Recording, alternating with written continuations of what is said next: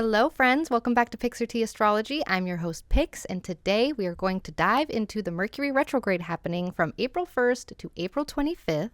First, I'm going to be doing an overview of the Mercury Retrograde and its vibes. I'll also give you some Mercury Retrograde remediations afterwards, and then I will be hopping into each individual horoscope. Of course, you can check the timestamps in the description to hop straight there. So, Mercury stations retrograde on April 1st at 27 degrees Aries. And in general, retrogrades represent the need to recalibrate something. And this time, it's regarding the Aries house topics in your chart, because it'll be there the whole time. And it aligns with the transformations going on with that axis, with the Aries and Libra axis, due to the eclipses happening on that axis this year. It's like the changes that have been happening with those eclipses behind the curtain are kind of being recalibrated, and things are getting reorganized and reprioritized amidst all of this transformation. And retrogrades get their symbolism, some of it at least, from primary and secondary motion in astronomy. Basically, some of these Aries house topics might feel like they are being taken over by fate during a retrograde.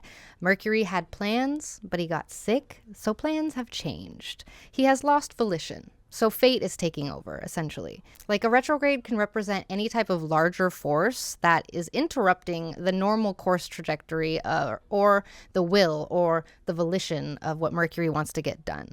So it can feel like losing control of something. It can feel like something larger or bigger is forcing or like is coming in and gives us some plot twists that we didn't have planned or were outside what our plans were. So a larger force than the planet is taking over the planet, so the planet has to get into alignment with that larger force, potentially. Or is probably going to struggle and kick and feel like it's being taken over by something that is contrary to its will. So this can bring up delays at times. It brings up reversals of fate. It brings up reversals of circumstance, and it can sometimes represent relinquishing what was gained prior. It's a time when your guides and the universe start talking to you a lot louder. And Mercury has already been in its retrograde shadow for the past 2 weeks, so you probably have already been feeling a bit of the vibe, or you might have an idea of what this retrograde's about for you already. Let's talk about the ruler. The ruler of this retrograde is Mars. Mars is the ruler of Aries. That's where Mercury is. So Mars is currently in Pisces, and Mars is currently conjoining with Saturn. So the ruler of this retrograde is Mars conjoining Saturn, which sounds kind of intense. It brings a bit of a stop-go energy. Mars is all about pedal to the metal, and Saturn is the opposite of that. It's all brakes. So Mars wants to act and Saturn wants to restrain. And this creates this classic stop-go energy. You might feel really pumped to start something and then hit kind of a wall or a caution or a delay or something like that. And, you're revving your engine, but you can't hit the gas yet. And so this brings up a little bit of frustration. Any efforts to push forward might feel slowed down. Every move, some of your moves, I don't want to say every move, but moves are met with resistance. It's like wading through a muddy pond. Saturn in Pisces is a stick in the mud kind of energy, a wet blanket kind of energy. Also, creative blocks or creative breakthroughs. You got to break down to break through sometimes. And Pisces, being the artist of the zodiac, with Saturn and Mars here, a creative wet blanket. It dampens the usual flow of inspiration. And with that being said, this sort of tension can really lead to innovative, incredibly out of the box kind of problem solving. Makes you be creative in ways that you aren't usually creative. It also, Saturn kind of brings more discipline into the creative sphere. So that block does feel like a block, but it also provides structure, especially for that Piscean creativity, that flow, that spirituality. Saturn is demanding that these dreams are grounded in reality. And so this is resilience building. It's like training with the weights on here. It's tough and it can feel restrictive, but it definitely builds strength and endurance, and there's a focus on developing this resilience, this strength, and learning to navigate any type of challenges with wisdom and patience. So that's kind of the ruler, which is interesting for this Mercury retro, because Mercury in Aries is very quick. It's the fastest Mercury. It wants to get things done as quick as possible. So with its ruler being Mars conjoining Saturn in Pisces, that's slowed down. That's the stop go. The other big thing about this retrograde is that it's happening during the eclipse portal, like right smack in the middle of the eclipse portal. We just had that eclipse at the end of March, and we have another eclipse coming up April 8th. So we are literally in the middle of eclipses where things are all up in the air and you're kind of waiting for things to land. So it is on time, on brand, with that sort of thing. But eclipses bring major endings and major beginnings that happen at the same time. And, starting new projects during a retrograde is typically advised against. But this eclipse energy might be pushing you to start something new anyways. So starting projects around this time or during Mercury retrograde will most likely need to be looked at again. So be prepared for revisions and reviews and multiple attempts to completely perfect the process that begins during this Mercury retrograde. The necessary revisits are annoying. I know, they're frustrating, but the more you try at things, the better it gets. So we're refining here. And flexibility is key during eclipse season and during Mercury retrograde. You may need to change your plans. All right, so this retrograde is going to be most potent for those of you with Aries placements or cardinal placements. That's Aries, Libra, Cancer, and Capricorn, especially between 15 and 27 degrees if you have planets or points there. It helps a lot to know if you have any planets or important points in your Aries house, because that is going to significantly flavor that retrograde for you personally. It also helps to be aware of what houses Gemini and Virgo rule in your chart, since these are topics that are up for recalibration as well, since they are ruled by Mercury themselves. And this brings me to Mercury remediations. So what is a remediation? Planetary remediation is a practice aimed at balancing or mitigating certain challenging influences of planets in your chart. So basically, it's offering something to Mercury in exchange for Mercury being nice to you during the retrograde. So here are some options for remediating Mercury. Number 1, make a small space to honor Mercury. You could make an altar.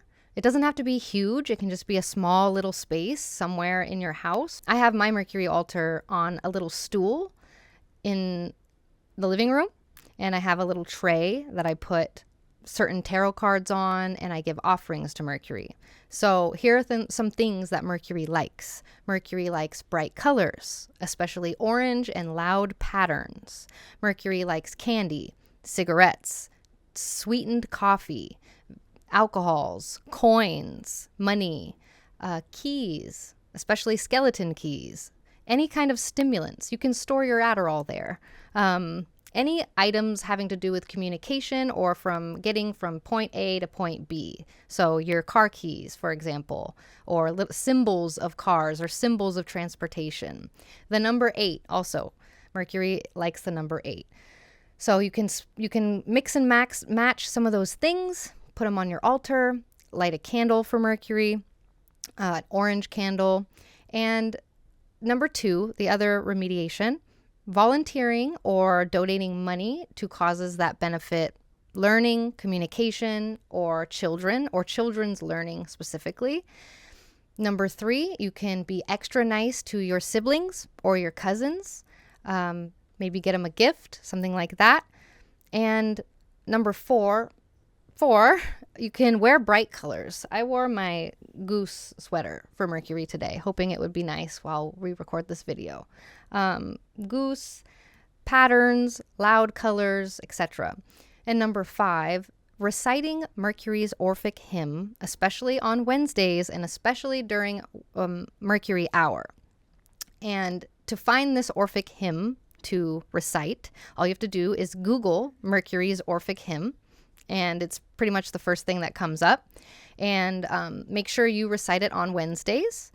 And it would be nice if you do it during Mercury's hour, but I understand it's kind of hard to figure out planetary hours. I recommend getting the app Time Nomad. That's where I figure out my planetary hours. It has a little widget and it tells you what planetary hour you're in at all times. It's amazing. So, but if you can't figure out Mercury's hour, just doing it, on Wednesday, on Mercury Day, will do.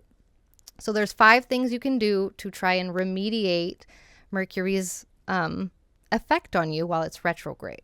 So that's my overview this time. Find your timestamps in the description and let's get started.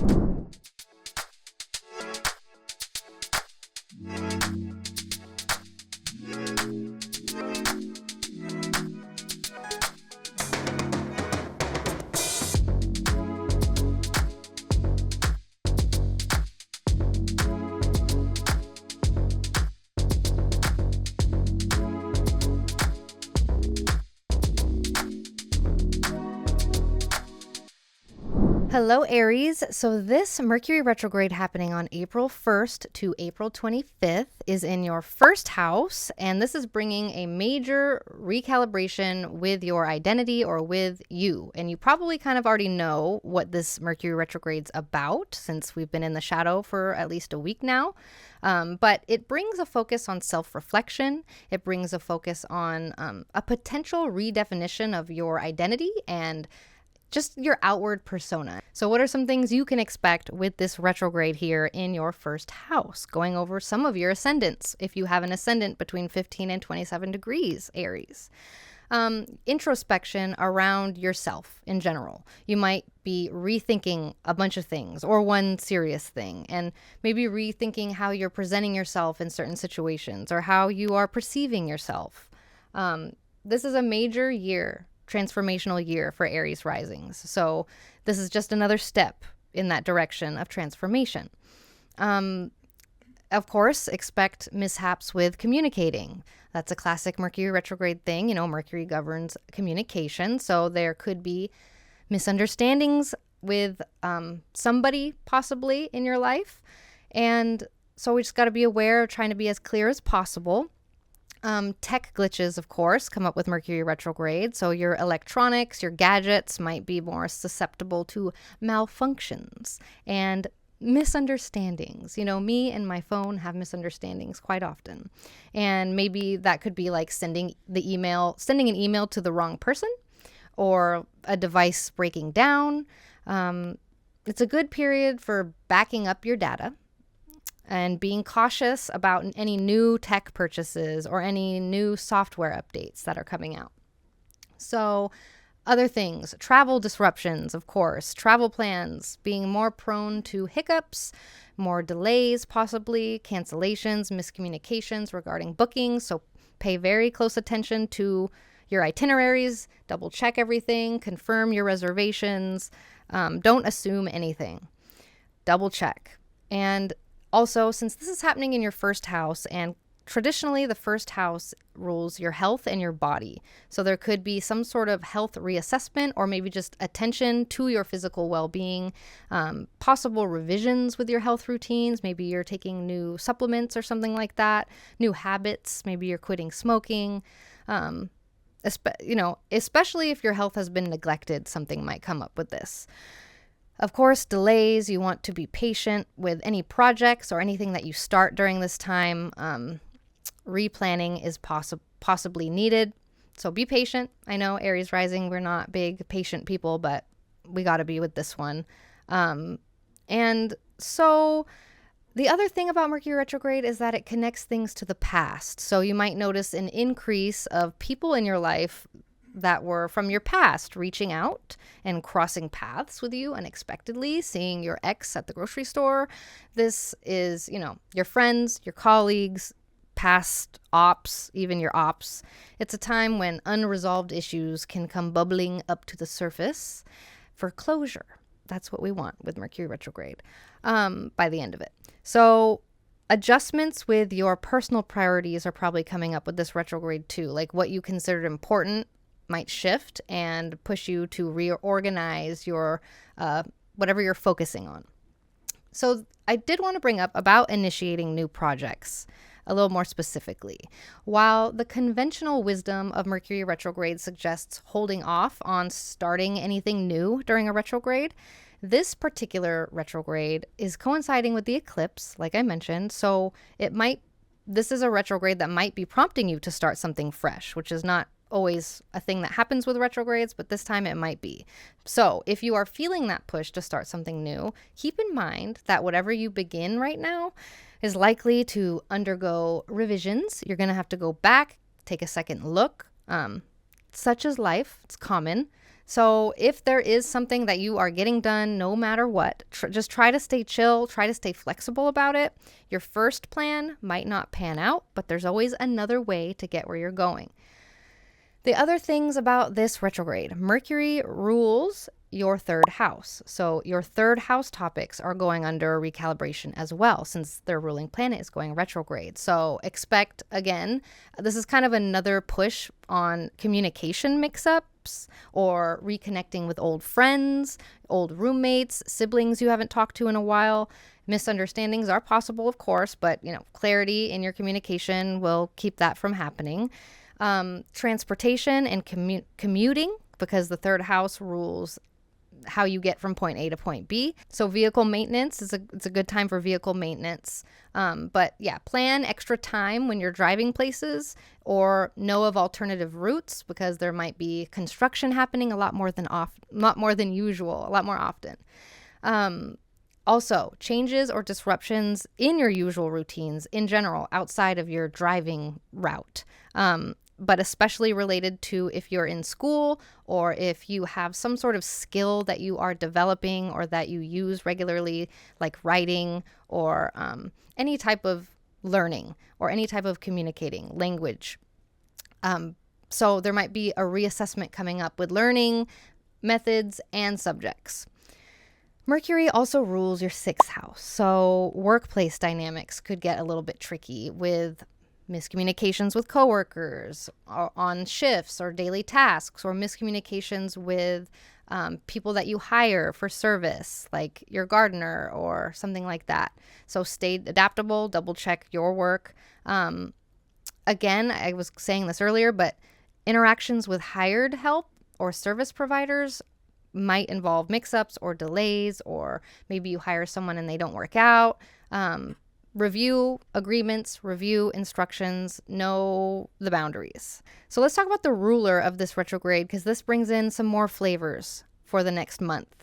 Mars is the ruler of this retrograde. Mars is in Pisces, conjoining Saturn in your 12th house. And the 12th house is all about retreat, rest, alone time. The 12th house can be scary. The reason the 12th house has some of the meanings it has is because the 12th house is the space in the sky where the sun rises. So if you imagine your birth chart, the line that goes through the center, horizon, that's the horizon line. Your ascendant, descendant line is the horizon line.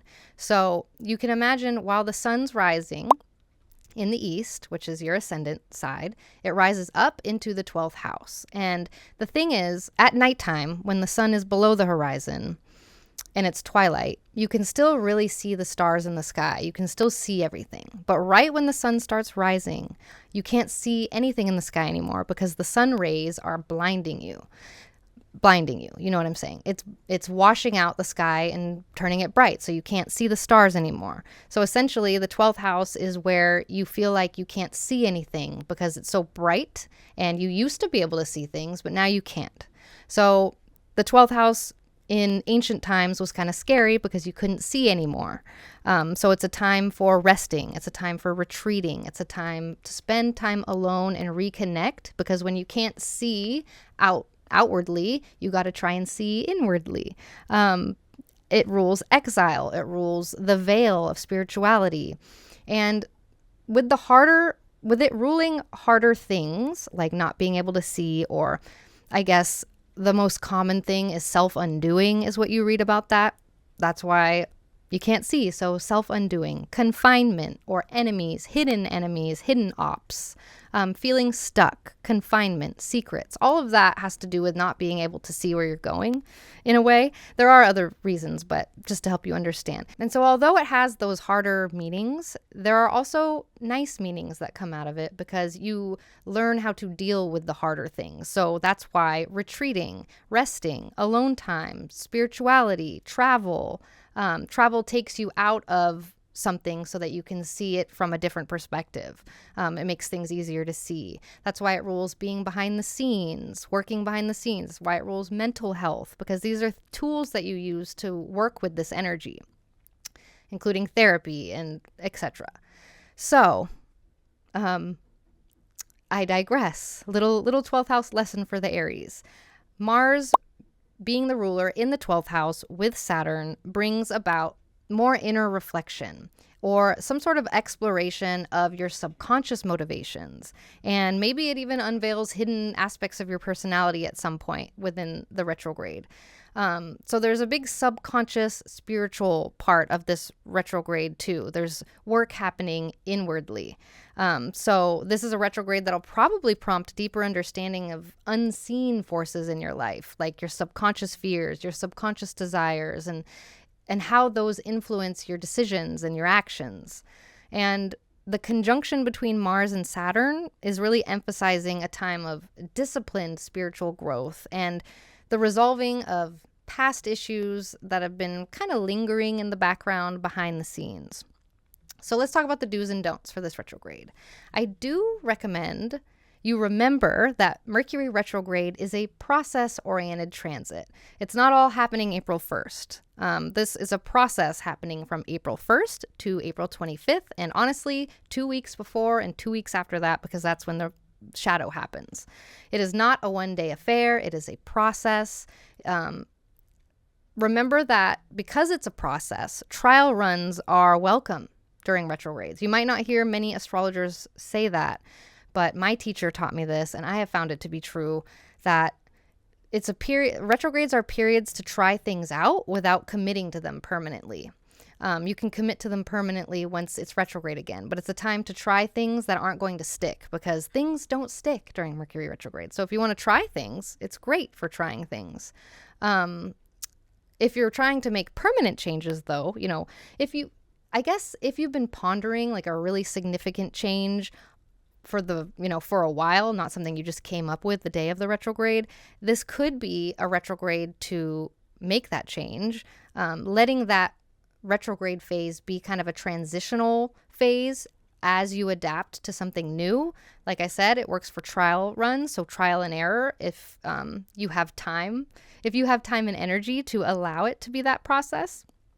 The process also brings about reorganizations and redos. So if you want to reshuffle some things, shuffle things around, start something again, starting something again that you stopped before is something to do as well, something good to do. And just looking back, reviews, reevaluations, looking back at things during this process is something to do also. Specifically, though, for y'all's Mercury retrograde, I do recommend, if you are interested in experimenting with your appearance, try it with this retrograde. Feel free to try out haircuts, clothing styles, temporary tattoos. I'm not sure I recommend getting an actual full-blown tattoo unless you've been thinking about it for a while, or if you're going back to fix a tattoo. It's a really good time for a wardrobe refresh, experimenting with a new look. But I would recommend, unless you've been thinking about it for a while, to make sure that the changes are reversible on some level, like be able to return the clothes if they're expensive.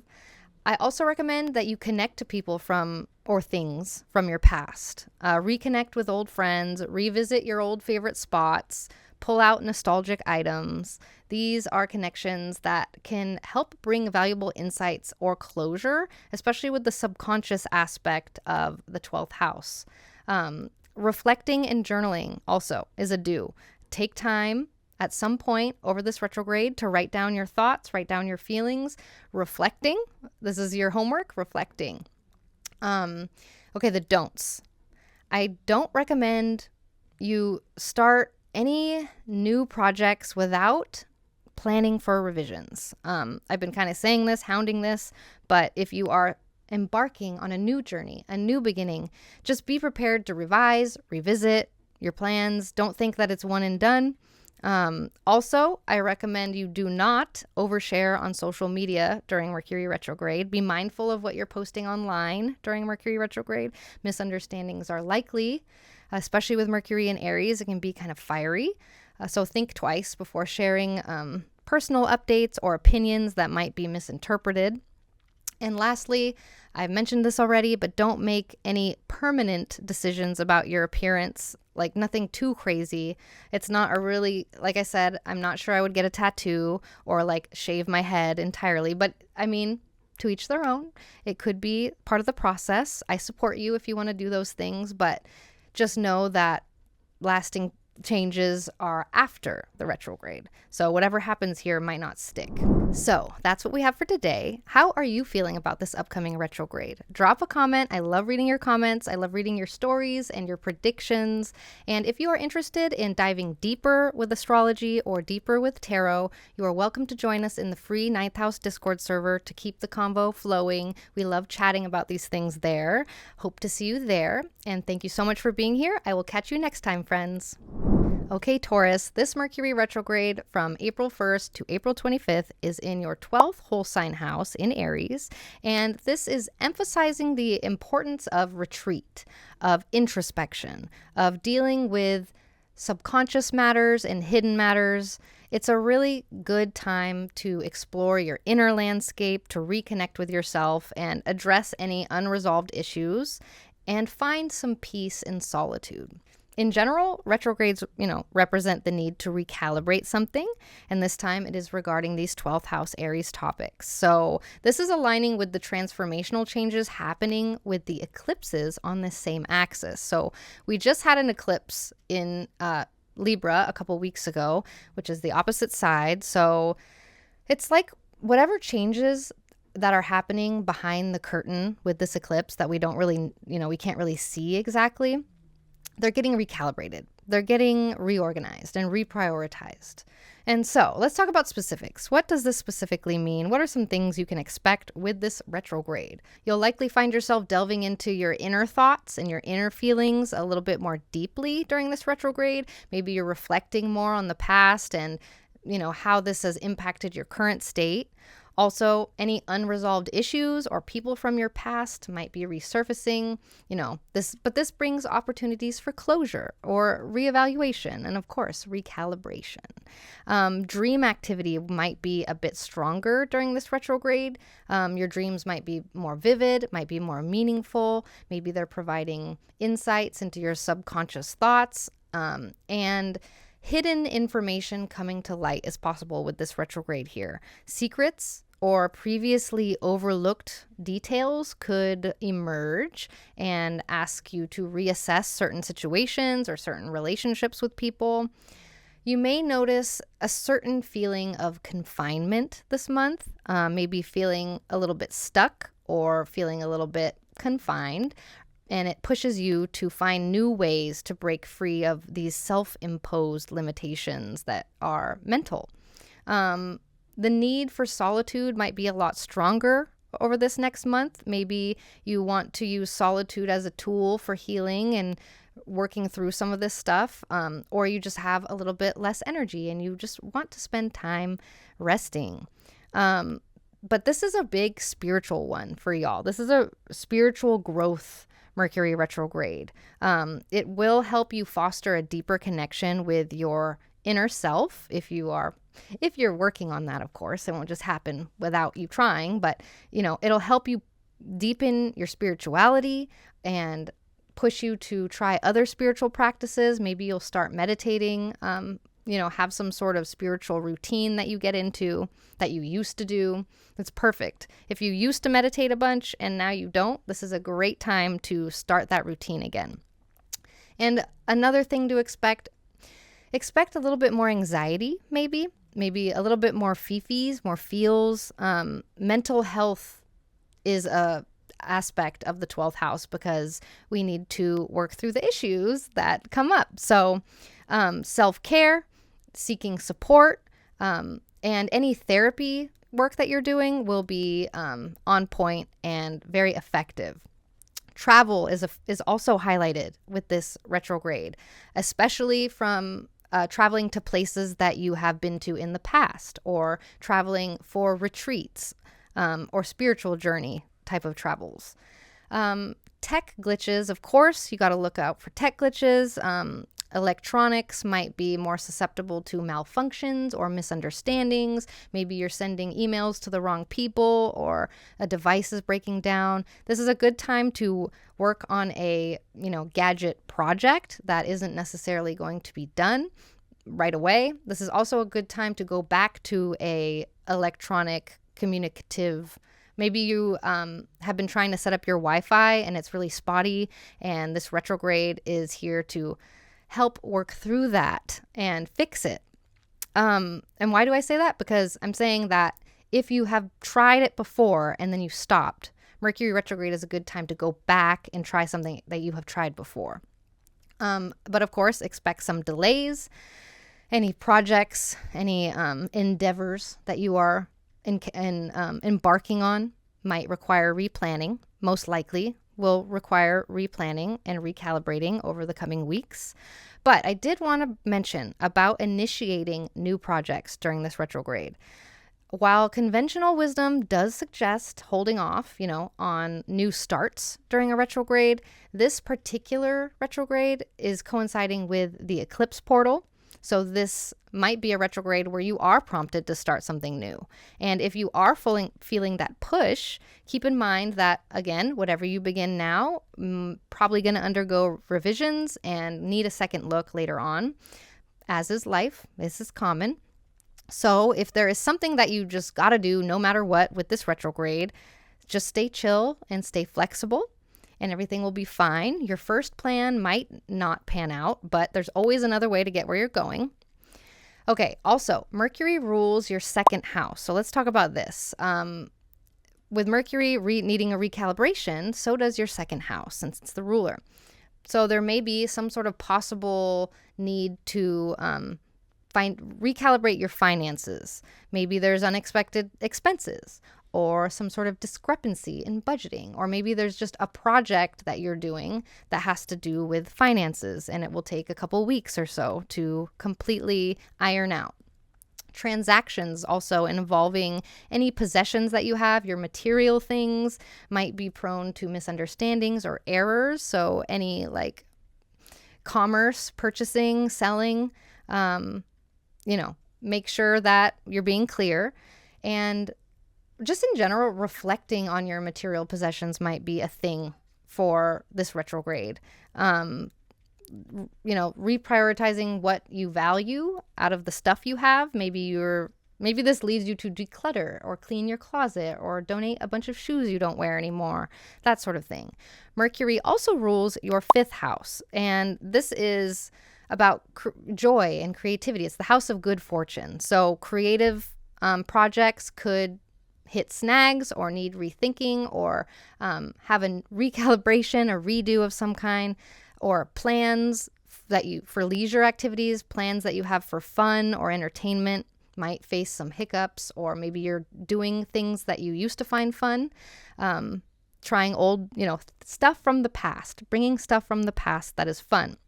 People you used to date will probably come out of the woodwork also.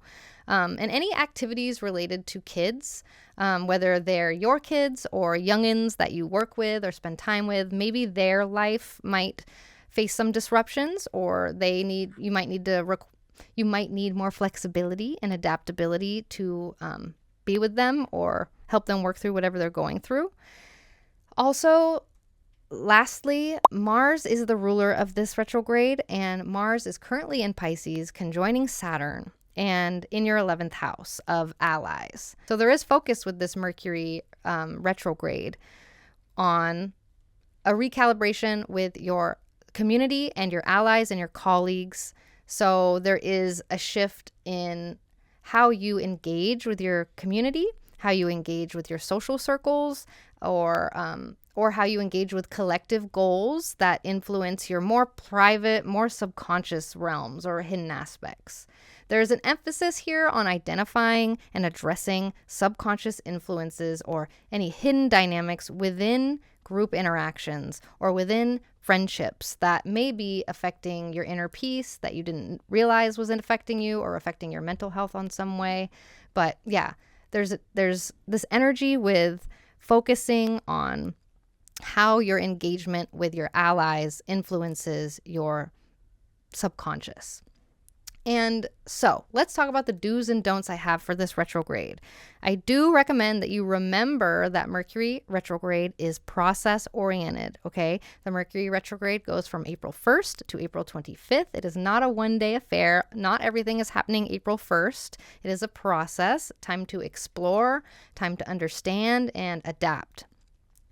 Remember that with this process, trial runs are welcome. You can use this time to try new things without committing to them permanently. And if you've been pondering, a more significant permanent change, this could be the time to make it if you've been considering it for a while, letting this retrograde be more of like a transitional phase to then adapt to the new. Because the thing is, while Mercury's retrograde, things aren't going to be sticking. So this is a good time to try things that won't stick. And once the retrograde is over, you can fully implement what you want to move forward doing. And again, reorganizations, redos, the process of reorganization, not just sitting down April 1st and reorganizing your life, right? It's a process, and it's a time to reevaluate and review things and look back. Looking back is a big theme here. Okay, another do. That was a long do. Another do, travel. I do recommend traveling to a place that you have been before, not somewhere new. Revisiting a very familiar or very comforting spot can really provide a sense of grounding and a sense of reflection. And it helps, it offers a time or a chance to disconnect and recharge, or go on a retreat, a spiritual retreat, like I said earlier. I also recommend strengthening your spiritual connection. So engage in any activities that enhance your spiritual practice, like meditating or praying or attending spiritual gatherings, online or in person, helping you deepen your sense of inner peace. Inner peace is going to be a big theme with this as well. We are working towards inner peace with retrograde. I also recommend you delve into a past hobby for this retrograde. Rekindle your interest in a hobby, or an activity that you used to enjoy. And this could be a really soothing escape and a reminder of simpler joys. The don'ts. I don't recommend you overcommit socially. Resist the urge to fill your calendars with a bunch of engagements. This is a retrograde in your 12th house, and it calls for more solitude, more rest, not social overload. I also don't recommend you rush any important decisions during this retrograde. Any hasty decisions might not serve you well. Like I said, things don't necessarily stick during retrogrades, so patience and careful consideration are key here. I also recommend you do not ignore any unresolved issues that are bubbling up. Avoiding dealing with any of these conflicts that have been ignored, or emotional baggage that have been ignored, can really lead to increased stress if you're not just dealing with it. You cannot sweep things under the rug with a retrograde here. So this is a time that might bring some issues to the surface and ask you to look at them. Do not ignore them. But remember that this is just a time for you to reconnect with yourself and find time for inner peace and the simpler joys. So that's what we have for today. How are you feeling about this upcoming retrograde? Drop a comment. I love reading your comments. I love reading your stories and your predictions.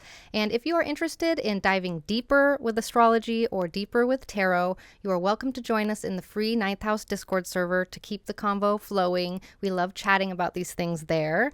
Hope to see you there. And thank you so much for being here. I will catch you next time, friends.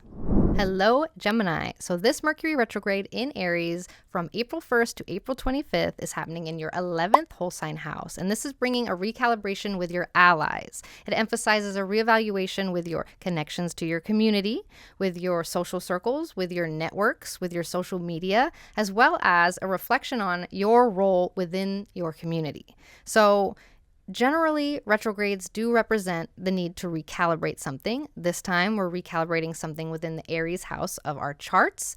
And this is aligning with the transformations happening on that Libra axis, that Aries Libra axis, due to the eclipses going on. So we're recalibrating. We're right in the middle of eclipse season. And some things are up in the air, and you might not be able to, there might be a fog. You might not be able to see completely clearly. The other big thing is Mercury is your ruling planet, right? So this is kind of a big one. Mercury retrogrades are pretty big when you are a Gemini rising, because Mercury is your ruling planet. So let's talk about specific things that you can expect for this retrograde, with it being in your 11th house. Revisiting community involvement. You might find yourself reassessing some sort of participation in groups or community projects, and maybe you're considering how this aligns with your current interests and your current values. Also, past friends, past colleagues might reemerge from the woodwork. Maybe they're offering opportunities to renew these connections or resolved unfinished matters or something like that. Also, there's a reevaluation happening with your social goals in general, like your aspirations or your goals related to social causes or group affiliations, Discord servers you're in, group chats you're in. These things might come under review for you. You're reviewing them, and maybe you're focusing maybe you're changing your focus level or your commitment level to these groups. But yeah, changes in social dynamics are happening with this retrograde. The 11th house also rules the money you get from your job. So reassessing your financial aspects that are tied to work or tied to group situations or endeavors, like any financial agreements linked to your job or linked to group projects might need revisiting. And maybe you're revisiting stuff that you have looked at before. And of course, tech glitches. So technology and, electronic devices might be a bit more susceptible to malfunctions or misunderstandings. Me and my phone, we misunderstand each other a lot. But yeah, maybe you send an email to the wrong person, or a device is breaking, or there's issues with a software update. So it's a really good time to back up your data. It's a really good time to be cautious with any tech purchases or software updates you're doing.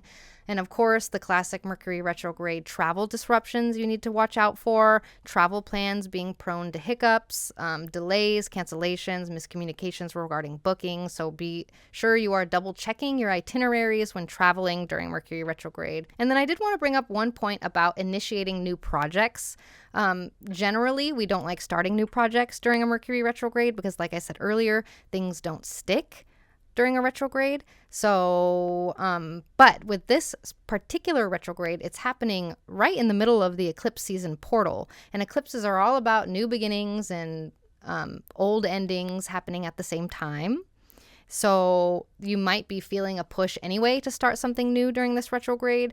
And just keep in mind, if you do, what you are working on might undergo some shifts. It might undergo revisions, need a second look later on. That's completely normal though, right? That's common in life. So don't be too concerned about it, but just know that if there's something that you got to do no matter what, try to stay chill, try to stay flexible about it, because your first plan might not pan out, but there's always another way to get where you're going. Okay, now let's talk about Mercury being your ruling planet. And if Mercury is your ruling planet and it is slowing down to change direction, you might find that that's happening for you too. Maybe you feel like you're slowing down, but you want to get going, but you're actually slowing down. So what you should know is that Mercury retrogrades affect Gemini risings double the impact. This is maybe a bit more intense for Gemini risings. And I don't mean that things will be harder. I just mean that you might notice this reprioritization, this recalibration a bit more viscerally, a bit more in your face in your life. Communication challenges might be more common, especially, it is your strong suit to communicate. So when Mercury is all jumbled, you might feel a bit scattered. You might have mental overload. You might be talking like me and just stumbling your words. It's a really important time to declutter your mind and try and focus. But you might want to change, you might be wanting to change something really significant in your life as a Gemini rising, with Mercury retrograde, including your appearance. You might be wanting to change, and you're right on time if that's what you're trying to do. If you are trying to change something significant in your life, you are right on time. But just know it's a process, and it's not going to be done April 1st or April 25th. It will be amongst these, how many weeks? 6-7 weeks of recalibration. And I don't mean it's going to drag out forever. I just mean little things happening throughout, it's a process. And since Mercury rules your first house, which it means it's your planetary ruler, your health and your wellness routines might need recalibration as well. Now let's talk about Mercury ruling your fourth house. So that brings in the fourth house topic. So family communications could be full of misunderstandings, issues related to your home, like repairs or renovations might require revisiting. Maybe you're revisiting previous plans, or you're experiencing delays. And reflections with your own personal security and your own emotional foundation right now. Maybe you are prompted to reflect on what really truly feels like home to you. What does home mean to you? Okay, let's talk about Mars. Mars is the ruler of this retrograde. Mars is the ruler of Aries. That's where the retrograde is. So Mars is currently in Pisces, conjoining Saturn. And in your 10th house, the 10th house rules your overall life, your reputation, what you are known for doing in your community. That could include your career. That could include the roles that you take on in general, any authority that you have. And so there is some say here. There is focus that shifts towards your career, towards your public responsibilities, towards your interactions with authority, thanks to the 10th house, and how these things influence your social networks, your community involvement, and your friendships, which is the 11th house part. So there's an emphasis on recalibrating your public roles or your professional goals to align better with your aspirations or your contributions within social groups or communities, more community oriented. And the conjunction between Mars and Saturn in the 10th house during the retrograde definitely highlights some sort of reevaluation regarding your career path, regarding with what you're known for doing and how people see you in the public eye, your leadership roles, public responsibilities in relation to your broader social ideals and that sort of thing. Let's talk about the do's and don'ts I have for this retrograde. First, I do recommend that you remember that Mercury retrograde is a process. It is process oriented. This process is going from April 1st to April 25th, and honestly, 2 weeks before that and 2 weeks after that due to the shadow. It is not a one-day affair. It is a process. It is a time to explore, to understand, and to adjust. Like I said, trial runs are welcome during retrogrades. This is a time where things don't necessarily stick. So this is a good time to try new things without really committing to them permanently. And if you are ready for permanent changes, if you've been pondering a significant change for a while already, this could be a good time to make this change. You can let the retrograde be the transitional phase as you adapt to the new, because like I said, going back, revisiting, when you start something new, usually you do have to go back and revise it. So as long as you're not expecting it to be done right away, this is a fine time to start something or change something significant, as long as you've been thinking about it for a while. Reorganizations, redos, all of this is process oriented. Okay, the other do I do recommend you organize some sort of reunion with your old friends. Plan some sort of casual get-together or some sort of virtual catch-up with people that you haven't seen in a while. It's a good time to renew your connections with people and reminisce about the old times and be nostalgic. The last do I have is audit your social media connections. Unfollow people. Take a closer look at your friend lists, your friend groups. Consider cleaning up your connections to better reflect, your current interests, your current values. Unfollow, prune your friends list. Okay, the don'ts. I don't recommend you start any new projects without planning for revisions, of course, like I've been hounding. If you embark on new beginnings, be prepared to revisit and revise. And it's a better use of the time for planning and research rather than execution. I also recommend you do not overshare on social media during this retrograde. Be mindful of what you're posting online. Misunderstandings are more likely. Think twice before you share some personal updates or your opinions. They might become misinterpreted, especially with Mercury in Aries. It's a combative communication transit. And also my last do not rush to address any group issues. Do not rush to it. So if there are tensions or misunderstandings that are coming up within your groups or your social settings, avoid trying to solve everything right away. This is a retrograde that might cloud your judgment and cloud the situation, and it makes it a time for observing rather than action. So that's what we have for today. How are you feeling about this upcoming retrograde? Drop a comment. I love reading your comments. I love reading your stories and your predictions. And if you are interested in diving deeper with astrology or deeper with tarot, you are welcome to join us in the free 9th House Discord server to keep the convo flowing. We love chatting about these things there.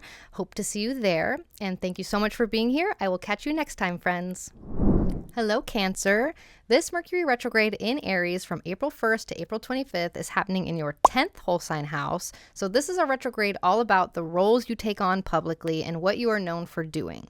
It emphasizes a period of reassessment and recalibration with your overall life goals, your overall direction, and the roles that you play in public and professional settings, as well as how you're perceived by authority figures in your life and in terms of your career visibility. So this is a big retrograde for the Cancer risings. In general, retrogrades represent a need to recalibrate something. This is a time where we are recalibrating Aries topics of our chart, so the 10th house for y'all. And this is interesting because it is coinciding with eclipse season, the eclipse season portal, right? It's smack dab in the middle of both the eclipses. So there are changes that have been happening either outwardly and inwardly with the eclipses for y'all for the past 6 months and over the next 6 months also, since this is a really important eclipse axis for you guys. This is a very transformational year for y'all. You will not recognize your life next year, is my guess. Things will be different. But anyway, as I was saying, this is a retrograde that's kind of helping recalibrate the transformations happening due to these eclipses. But let's talk about specifics. Let's talk about specific things you can expect with this retrograde. First of all, reflecting on your public roles. Like I said earlier, you might find yourself rethinking the roles that you're taking on in life, not just in your career, but in your broader community, in your volunteer positions, or just any public-facing activities that you're involved with. So not only is it your job, but also your social media profiles and the stage that you sit on. Maybe you're noticing some sort of reputation reevaluation, like how you are perceived by the people who know you, including, like I said, your social media presence, or any public statements that you've made could come under review. You might be questioning if your public persona is aligning with your true self enough. There is an influence of authority or authority figures with this retrograde. Your relationships with figures that have more power than you are highlighted. So this could involve mentors, family patriarchs or matriarchs, especially mother, or anyone whose approval that you seek. Maybe this leads you to reconsider their influence or their influence on your life direction. And this brings me to your life goals and direction. So this could be a retrograde where you are more introspective about your career or your life's trajectory. Are your actions leading you toward the future that you envisioned for yourself? This is a retrograde that asks you to reassess your long-term goals, and this could be career-related or it could be beyond professional achievements as well. Visibility and exposure is also a theme coming up here. Situations might come up where you are in the spotlight more than usual, and it might prompt you to consider how comfortable you are with the level of visibility and what it says about your role in the larger community or society. Also, there are visibility and exposure concerns with this retrograde. Situations might come up that put you more in the spotlight, more than usual. Maybe you go viral on TikTok. And maybe this prompts you to consider how comfortable you really are with this level of visibility and what it says about your role in the larger community or the larger society. And of course, expect communication mishaps, expect to need to express yourself a little bit clearer or more than once. Miscommunications, misunderstandings are a lot more common. Also, tech glitches. This is a time where electronic devices might be more susceptible to malfunctions or misunderstandings. This is, like sending an email to the wrong person or your device is breaking down somehow. This is a really good retrograde for backing up your data and being cautious with any new tech purchases or any new software updates that you go through. Travel disruptions, of course, I have to remind you to expect that. Travel plans are more prone to hiccups, like delays or cancellations or miscommunications regarding your booking. So this is a really important time to double check your itineraries, confirm your reservations, and allow for extra time while you're traveling. It's an adventure. And of course, you can expect delays. You can expect the process of things to be a bit longer. Any projects or any things that you're working on might require replanning. And of course, with Mercury retrograde, we have to be aware of reconnections to the past. You might be noticing an increase of people from your past reaching out, especially people from old workplaces and old friends, colleagues, even your past ops. This is when unresolved issues come to the surface, or there's another chance for closure or a new chance for understanding, and maybe a new beginning afterwards. And this brings me to, I want to talk about initiating new projects during Mercury retrograde. While the conventional wisdom does suggest that starting new projects during a retrograde is a big no-no and you want to hold off on that, this particular retrograde is happening smack dab in the middle of the eclipse portal. So eclipses represent major endings and major beginnings happening at the same time. It's very transitional. So, the eclipse might be pushing you to start something new anyways. And if you're feeling that push, keep in mind that whatever you begin now is going to undergo revisions and need a second look later on. And that's okay. That's common. That's normal when starting something new. Normally, when you start something new, it doesn't just get sent out and it's done. Like usually you have to work on it for a while. So this is just making you conscious of that process and not speed through it. And if there's something you have to get done, no matter what, try to stay chill, try to stay flexible. Your first plan might not pan out, but there's always another way to get where you're going. Mercury, let's talk about the other houses in your chart that Mercury rules, because when Mercury goes retrograde, all the houses that it rules also go under recalibration. And Mercury rules your 12th house. So you might find yourself drawn to seeking solitude more. Maybe you are uncovering hidden thoughts or secrets, or just being drawn to introspection and wanting to spend more time alone. Spiritual practices and therapy or therapeutic practices become more significant with Mercury ruling here. So maybe there are new insights into your mental health or new insights into your subconscious patterns coming up during this retrograde. And dreams and intuition are a lot louder with this retrograde. So maybe your intuition is louder, providing more guidance, or your dreams are revealing more hidden aspects of situations. Mercury also rules your 3rd house. And so this is another kind of divinatory house, but it's also a very communicative house. So conversations with friends, with siblings and neighbors might become a bit more frequent over this retrograde. Maybe you're seeing old neighbors or siblings that you haven't seen in a long time, or friends from the past coming through the woodwork, and maybe they're talking about things that require deeper thought, or just talking about things that you used to talk about, or an old conversation that needed to be finished. Short trips with the 3rd house, local travel, your community, getting from point A to point B might be more significant. Maybe This is a good time to do any maintenance on your car. This is a good time to go other routes than you usually go on your regular driving routine. And especially going back to places you used to go from the past, like the old restaurants you used to go to that you don't go to anymore, that sort of thing. This is a really good time to do that, and you might find that coming up. Also, your engagement with technology. I did mention tech glitches, but the third house also rules technology, so it kind of doubles down that like technology recalibration that's needed. So you might notice a lot more technology stuff during this retrograde. Mars is the ruler of this retrograde. And Mars is currently in your 9th house in Pisces, conjoining Saturn too. So this brings in this flavor for the retrograde.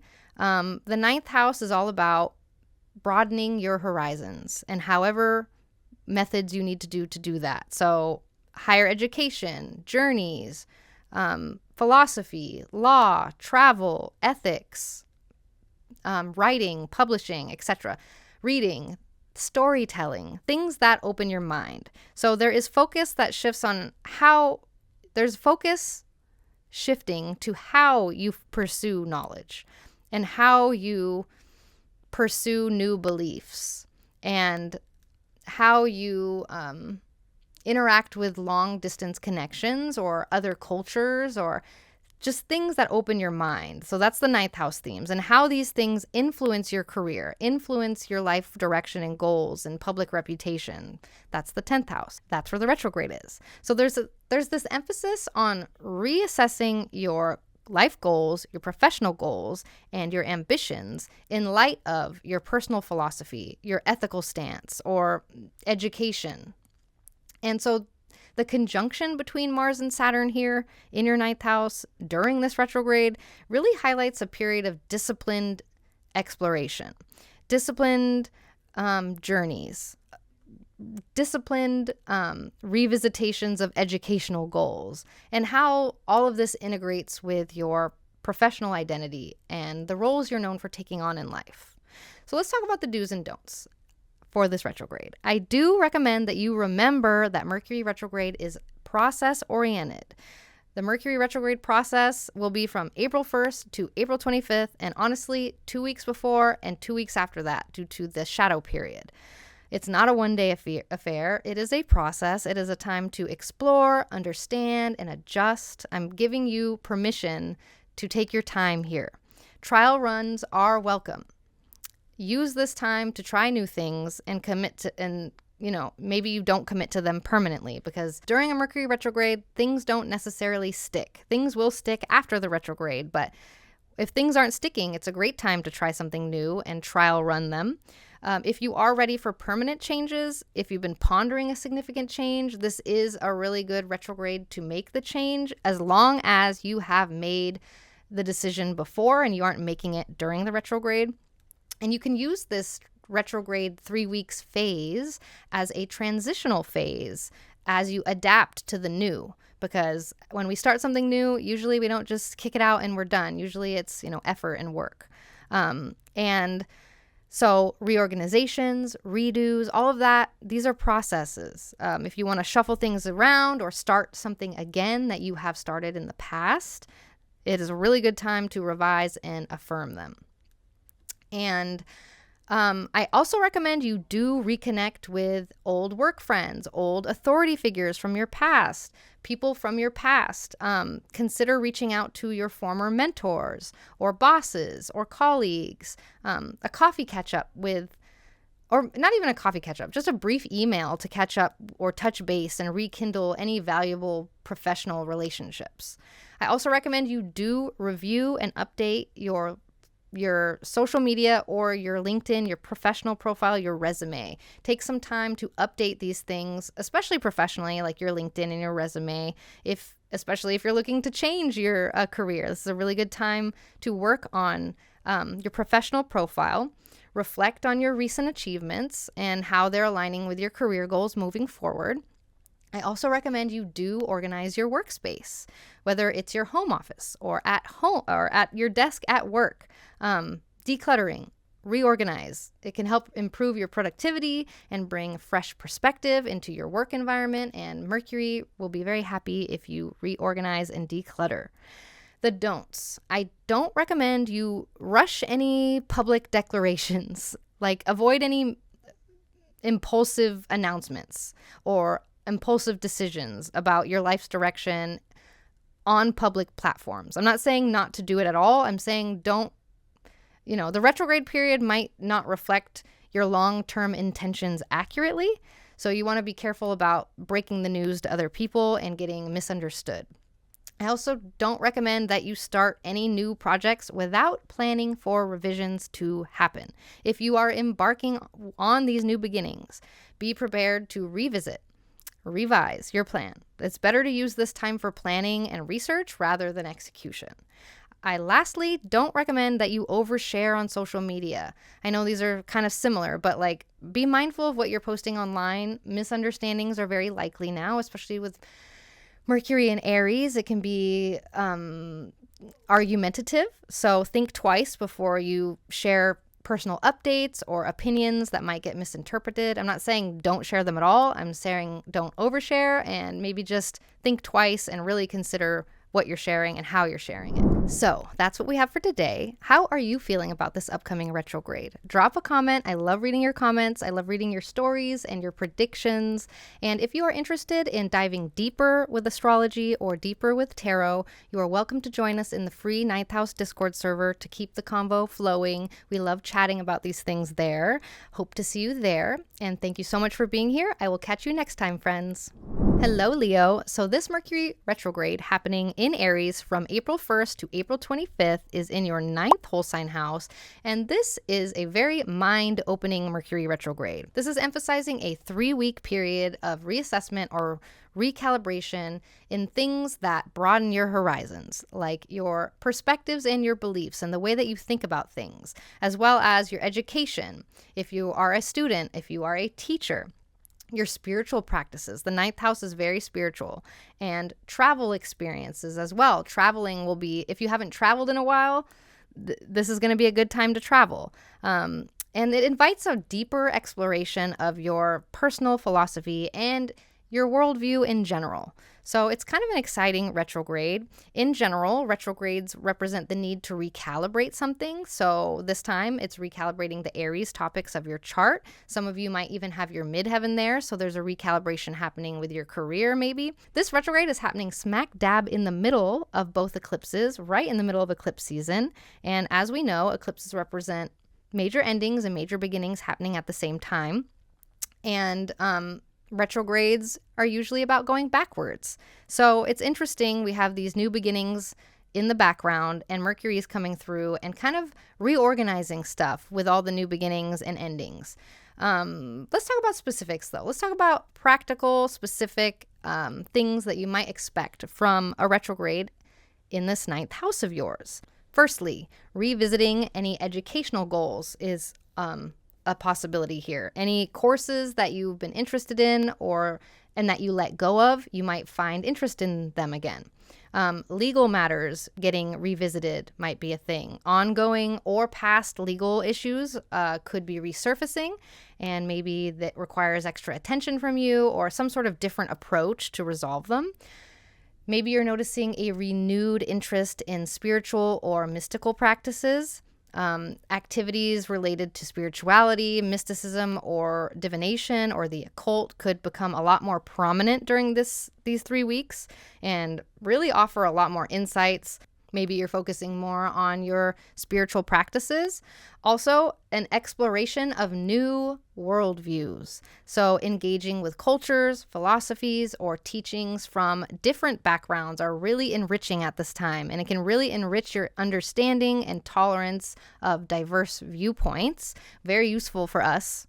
For those of us who are fixed rising signs. You might notice storytelling and shared knowledge being a bit more prominent. You might find yourself drawn a lot more to reading. Maybe you pick up a book that you bought a long time ago that you never actually started reading. This is perfect for that. Maybe you are feeling a lot more energy or feeling drawn to read, write, lecture, or just otherwise share knowledge and share your experiences, and possibly reviewing or revising previous works or previous ideas and then sharing that. And of course, communication mishaps are possible here with the retrograde. Mercury governs communication, so there could be more misunderstandings or miscommunications in any interactions that you have. So it could prompt a need for clearer expression and slowing down. Tech glitches are also something to watch for. Technology or electronic devices are a lot more susceptible to malfunctions or misunderstandings.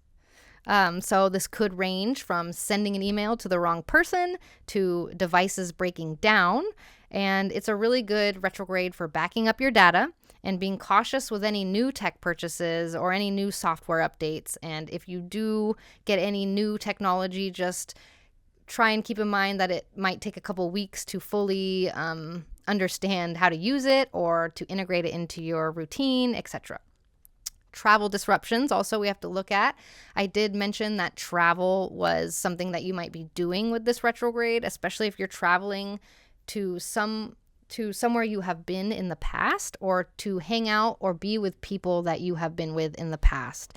Going back to the past and traveling to the past. But we also have to keep in mind that travel plans can be prone to hiccups during a retrograde, like delays or cancellations or miscommunications regarding bookings. So it's good for you to double check your itineraries, confirm reservations, and allow for extra time while traveling. Don't rush yourself, give yourself time. And in general, we can expect delays, not just in travel, but delays in your projects or endeavors that you are working on. Expect there to be delays or longer processes with your personal projects, and just know they might require replanning. I'm going to keep hounding you about that. Also, reconnections from your past might come up with this retrograde. You might notice an increase in people from your past reaching out to you or crossing paths with them unexpectedly, and this can include old friends, former colleagues, or past ops even. It's a time when unresolved issues might resurface for closure or for a new beginning. Okay, and I did want to talk about initiating new projects during Mercury retrograde. Conventional wisdom does suggest not to start new things during a retrograde, but this particular retrograde is coinciding with the eclipse portal. So this eclipse might be prompting you to start something fresh anyways. And if you are feeling that push, keep in mind that whatever you begin now is likely to undergo some revisions and need a second look later on, which is it's normal. That's common, right? We don't want to be too upset about that, because anytime you start something new or you create something right out the womb, it's not necessarily done and ready. You have to go back and revise, etc. It's normal. So if there's something that you just got to do, no matter what, just try to stay chill and flexible. Don't freak out. It's okay to do the thing. Your first plan might not pan out exact, but there's always another way to get where you're going. Always. Let's talk about Mercury ruling your 11th house, because with Mercury going retrograde, that means that your Gemini and Virgo houses, which are ruled by Mercury, will also be going under some sort of recalibration. And Mercury rules your 11th house. So you might notice, I did mention this, increased contact from past acquaintances or allies or colleagues, just connections from your past, particularly those related to groups or communities. Your allies, your friends, these might resurface. You might notice shifts in your group dynamics, like maybe you're observing changes or tensions within social groups or organizations that you're a part of, and maybe it prompts a reflection on your part with your involvement. And also there is a reassessment of social media engagement, because the 11th house rules social media, one of the houses that rules social media. It's up for debate, but it rules networks. So you might notice a shift in your social media interactions, in your relationship with these platforms. Maybe past posts or connections are becoming more prominent. Maybe you go viral. Maybe you decide to delete Instagram again. Things like that. Mercury also rules your second house. So let's talk about the second house part of this. Maybe you are revisiting financial decisions, like past financial decisions, especially those that were influenced by social contexts, might come under review or might get implemented. And this is a time where you might find yourself considering like the personal significance of the stuff that you collect. Maybe things especially connected to social experiences or group activities. You're just considering these items that you've acquired due to these social experiences. And maybe you're noticing patterns in resource sharing. Like pay attention to how you and your close networks are managing and sharing resources, and because patterns there will become a lot more evident. Like, are you in if you're in a group with people and your goal is to make your business better, some sort of business coaching group, maybe you're noticing that you could get involved more often and get more out of it that way. Or the opposite. Maybe you're giving too much in a group and you need to rein it in because you're giving too much and not getting enough reciprocation. Mars is the ruler of this retrograde, and Mars is in Pisces, conjoining with Saturn in your 8th house. And the 8th house, it rules money, it rules taxes, loans, debts, it rules baggage, your like trauma. It rules death and rebirth and major transformation. It rules intimacy. It rules mental health and anxiety and depression and therapy. And also it rules a partner's life, if you have a partner, or the partner's resources themselves. So I know that's a jumble of things that the 8th house rules, and a lot of people are afraid of the 8th house and what it does. The 8th house has its meaning due to where the sun is in the sky when it's in that part of your chart. So when the sun is in the 8th house part of the sky, it is right before it sets. The sun sets in the 7th house. The sun sets on the descendant line. And once it gets under that line, it is under the earth and we can't see it anymore. But if it's above the descendant line, we can see it. And when the sun is in the 8th house, it is starting to set, but not quite in its setting position. It sets in the 7th house. So the sun knows it's going to die. The sun is setting, dying. I would like to say it's going to sleep, but it's death and rebirth. So it's dying and it will be reborn the next day. And it knows it's dying. So it needs to gather all of its inheritances and its taxes and its resources and prep for the worst, because you don't know how it's going to unfold. That's why anxiety comes up. That's why baggage and trauma and it's all the stuff getting kicked up as you prepare for something. So I'm not saying that you're going to die or you're the sun or anything. I'm just giving you kind of an idea of why the 8th house has the meanings it has. It's because the sun is scared to die and it is doing everything it can to prepare for it and to avoid it even. So it's not necessarily a house where bad things happen. That's why I'm saying it's more about the fear of bad things happening. So just be aware of anxiety with 8th house things. Okay, so with the 8th house's influence, with Mars and Saturn here, there could be some sort of reevaluation of joint ventures and studies. So like finding yourself reassessing partnerships or collabs in educational situations with people or with travel plans with people, especially where resources or commitments are shared. So again, reassessing partnerships within travel plans or within educational pursuits. Also, you can expect some sort of profound discussions with close people you're close to, or even mentors that challenge and possibly reshape your beliefs or reshape your goals with your education path, whether that is student or teacher. And you can expect unexpected changes in travel or education funding specifically. So like be prepared for shifts in how shared finances or resources are affecting your ability to pursue these academic interests or travel interests. The 8th house also brings up psychological breakthroughs. And with this influence on the 9th house, this could impact your beliefs. So like personal revelations are possible with this retrograde. Therapy sessions that lead to breakthroughs in your worldview and in your spiritual beliefs. So that's kind of an exciting aspect of this. It can be really big. And just revisiting past material that you used to want to learn about and be interested in. Maybe you're revisiting or deeply analyzing previously covered academic or philosophical or astrological material and getting kind of into that again and getting really deep with it. So the do's and don'ts I have specifically for this retrograde, I do recommend that you remember that Mercury retrograde is a process. It is process oriented. It is from April 1st to April 25th, and honestly, 2 weeks before and 2 weeks after that due to the shadow period.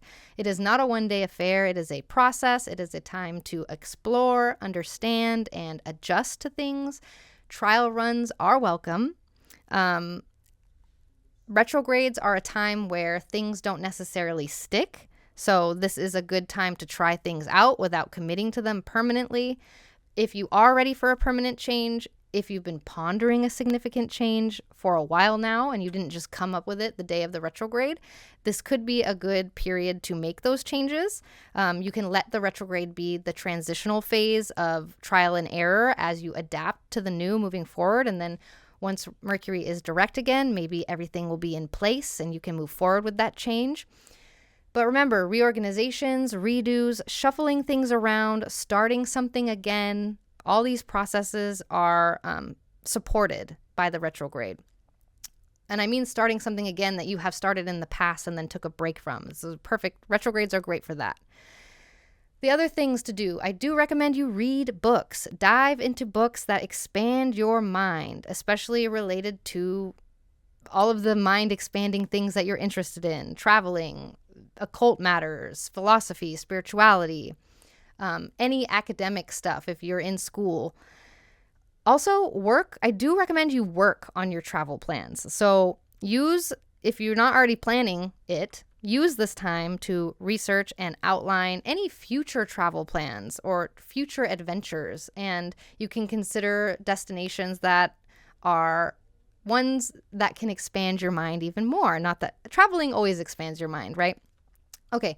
Also, I do recommend you work on any education plans, whether it's formal education or self-taught learning. You can plan your educational journey here, explore subjects that fascinate you. This is astrology, a good time for that. Divinatory practices are also highlighted here. So engage more in tarot, astrology, other forms of divination and spirituality, and you will see your intuition be on fire during this retrograde, gaining insights, and also reflecting on your future path with all of these subjects and practices. So the don'ts. Let's talk about the don'ts. I don't recommend you expect, if you're traveling during the retrograde, don't expect travel to go 100% smooth. I'm not saying anything bad's going to happen. Nothing bad's going to happen, but just be prepared for potential disruptions or changes in travel arrangements. Flexibility is key. If you are traveling, do your Mercury remediations and you will be totally fine. I always wear Mercury oil when I go on an airplane, and oftentimes I get really good seats and my flight's early and that sort of thing. And I have done that during a Mercury retrograde and everything was fine.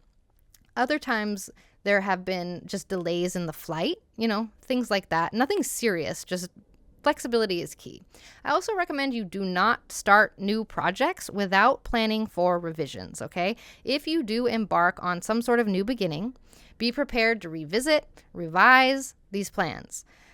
It's better to use this time for planning and research rather than complete execution and being done. I mean, practice is fine, but wiping your hands of it and being done, you're probably gonna have to revisit it.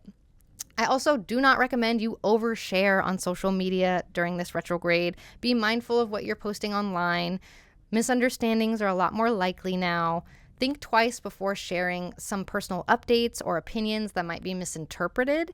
Not only is Mercury retrograde, but it's retrograde in Aries. And Mercury in Aries can be very argumentative for funsies, the way that Geminis like to argue for fun.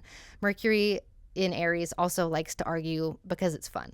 So just be aware of that. Think twice before sharing or oversharing on social media.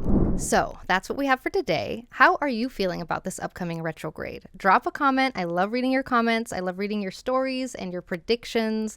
And if you are interested in diving deeper with astrology or deeper with tarot, you are welcome to join us in the free 9th House Discord server to keep the convo flowing. We love chatting about these things there. Hope to see you there. And thank you so much for being here. I will catch you next time, friends. Okay, Virgo, so this Mercury retrograde happening in Aries from April 1st to April 25th is happening in your 8th whole sign house. And this emphasizes a 3-week period of introspection or reevaluation concerning your finances, especially shared resources or debts or taxes or inheritances, and also deeper, intimate, personal matters like mental health and navigating through personal or shared traumas and healing.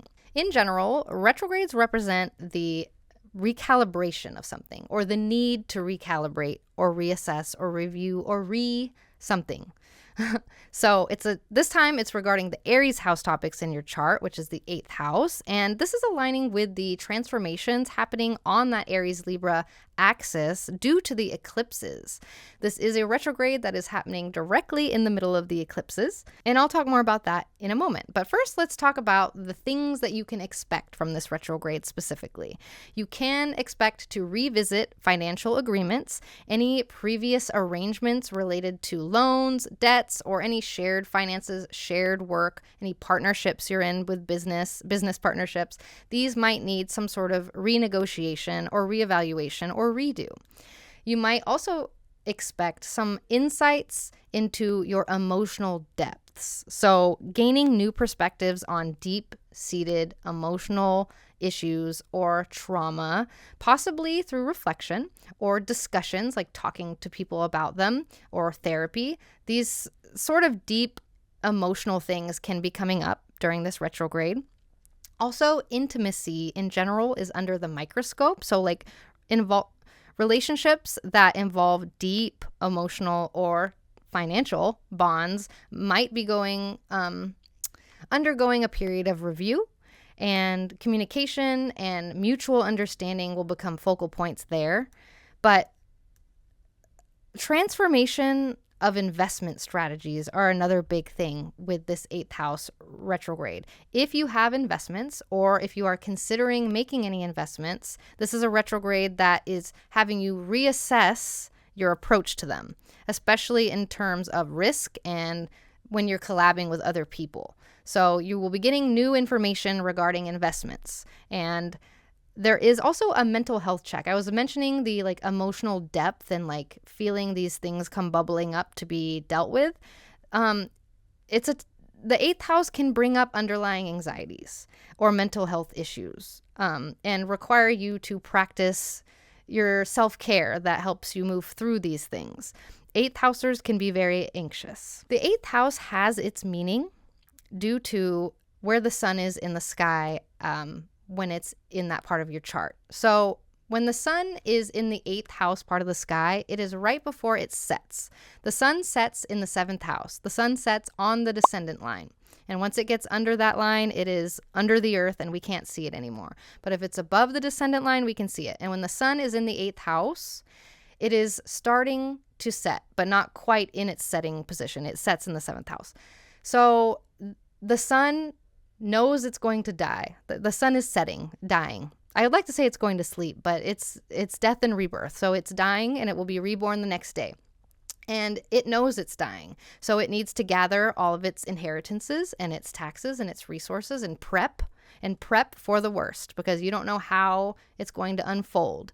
That's why anxiety comes up. That's why baggage and trauma and it's all the stuff getting kicked up as you prepare for something. So I'm not saying that you're going to die or you're the sun or anything. I'm just giving you kind of an idea of why the 8th house has the meanings it has. It's because the sun is scared to die and it is doing everything it can to prepare for it and to avoid it even. So it's not necessarily a house where bad things happen. That's why I'm saying it's more about the fear of bad things happening. So just be aware of anxiety with 8th house things. And so by extension, therapeutic breakthroughs are something you can expect with this retrograde. Any engagement you have with therapy or counseling might reveal new layers of your psyche in this healing process and bring a major breakthrough of some kind that can help you heal and move forward as a little more whole. Also, a partner's life comes into focus here. If you are in a partnership with someone, whether that is romantic or business, you could notice changes or reassessments in their life, whether that is their life circumstances or their finances and resources. That's something to keep in mind with this retrograde. The 8th house also rules your partner's stuff because it is the 2nd house from the 7th. Okay. Also, any legacy or estate concerns can come up. I did mention this briefly, but issues with wills, inheritances, or just your legacy in general could become a lot more prominent.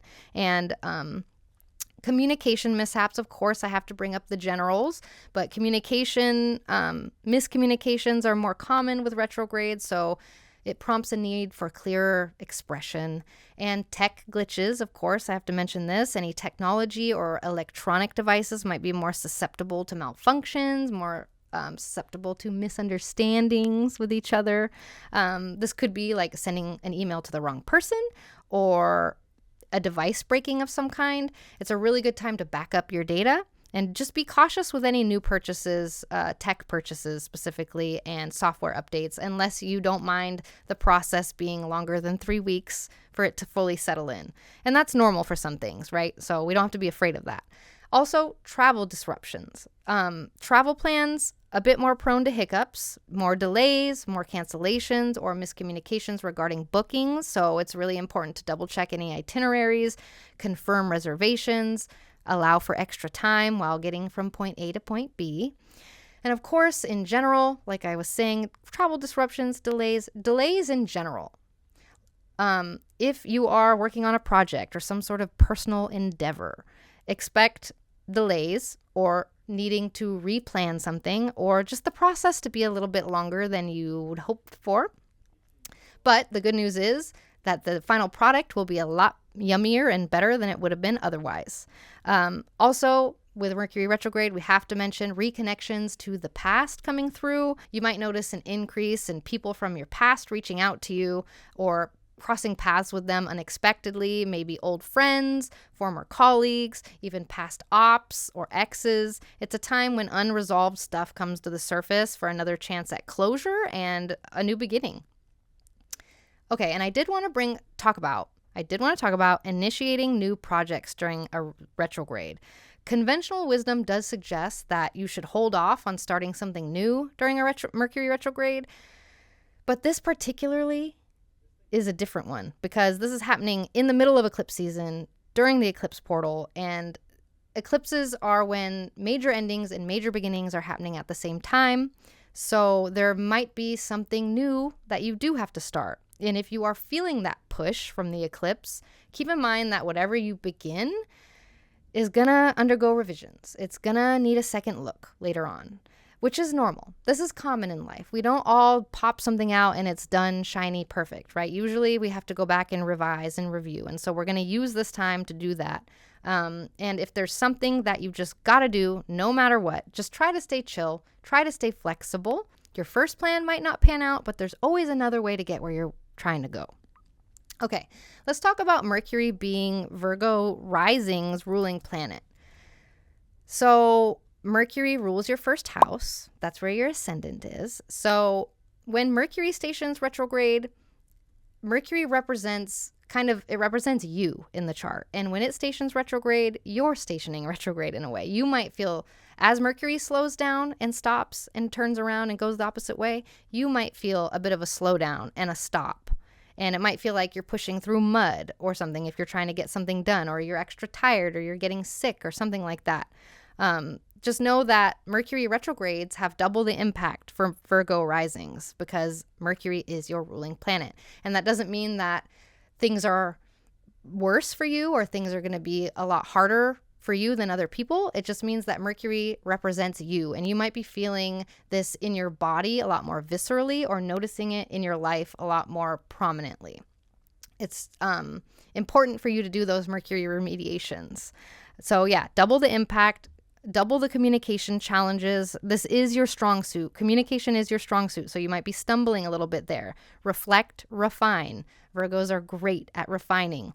And if you are feeling a bit of busyness, buzz, mental overload, feeling scattered, just try and work on slowing down and decluttering your mind.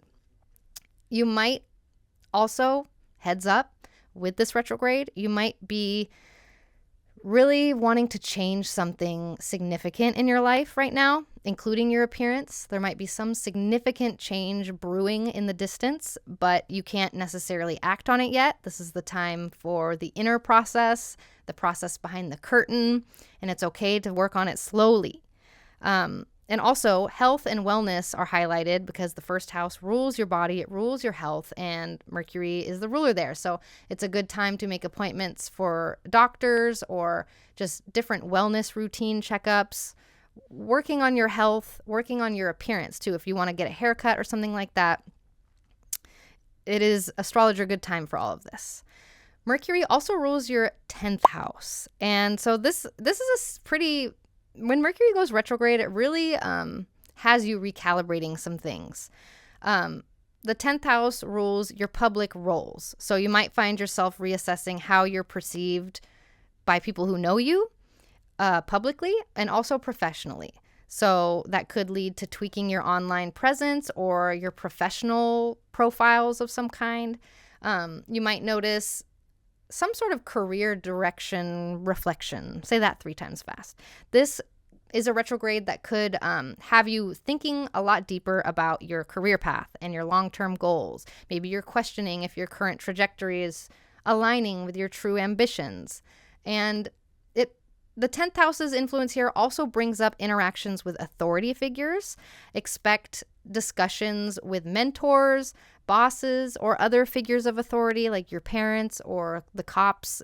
Don't speed during this Mercury retrograde. We don't want you getting pulled over and getting a ticket. Okay, let's talk about the ruler of the retrograde, who is Mars in Pisces, conjoining with Saturn in your 7th house.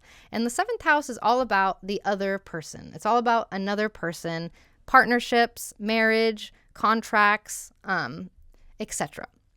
So you might notice that with the influence of all these houses and all these signs, maybe you find yourself reviewing or discussing some sort of shared financial arrangements like joint bank accounts or loans or debts with your partner. Maybe you're discussing this with your partner or close friends.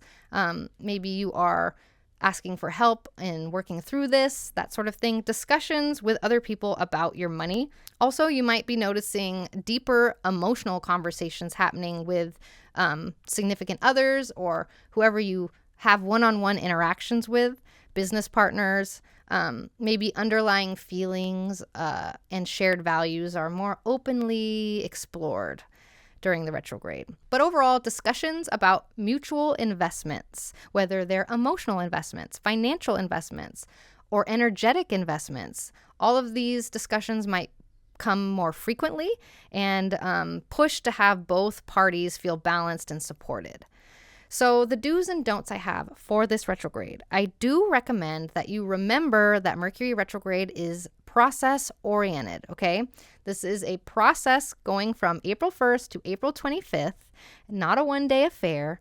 It's a time to explore, understand, and adjust. I'm giving you the permission slip to use these 3 weeks as a kind of chill out trial run thing. Don't take everything so seriously or anything too seriously over this time.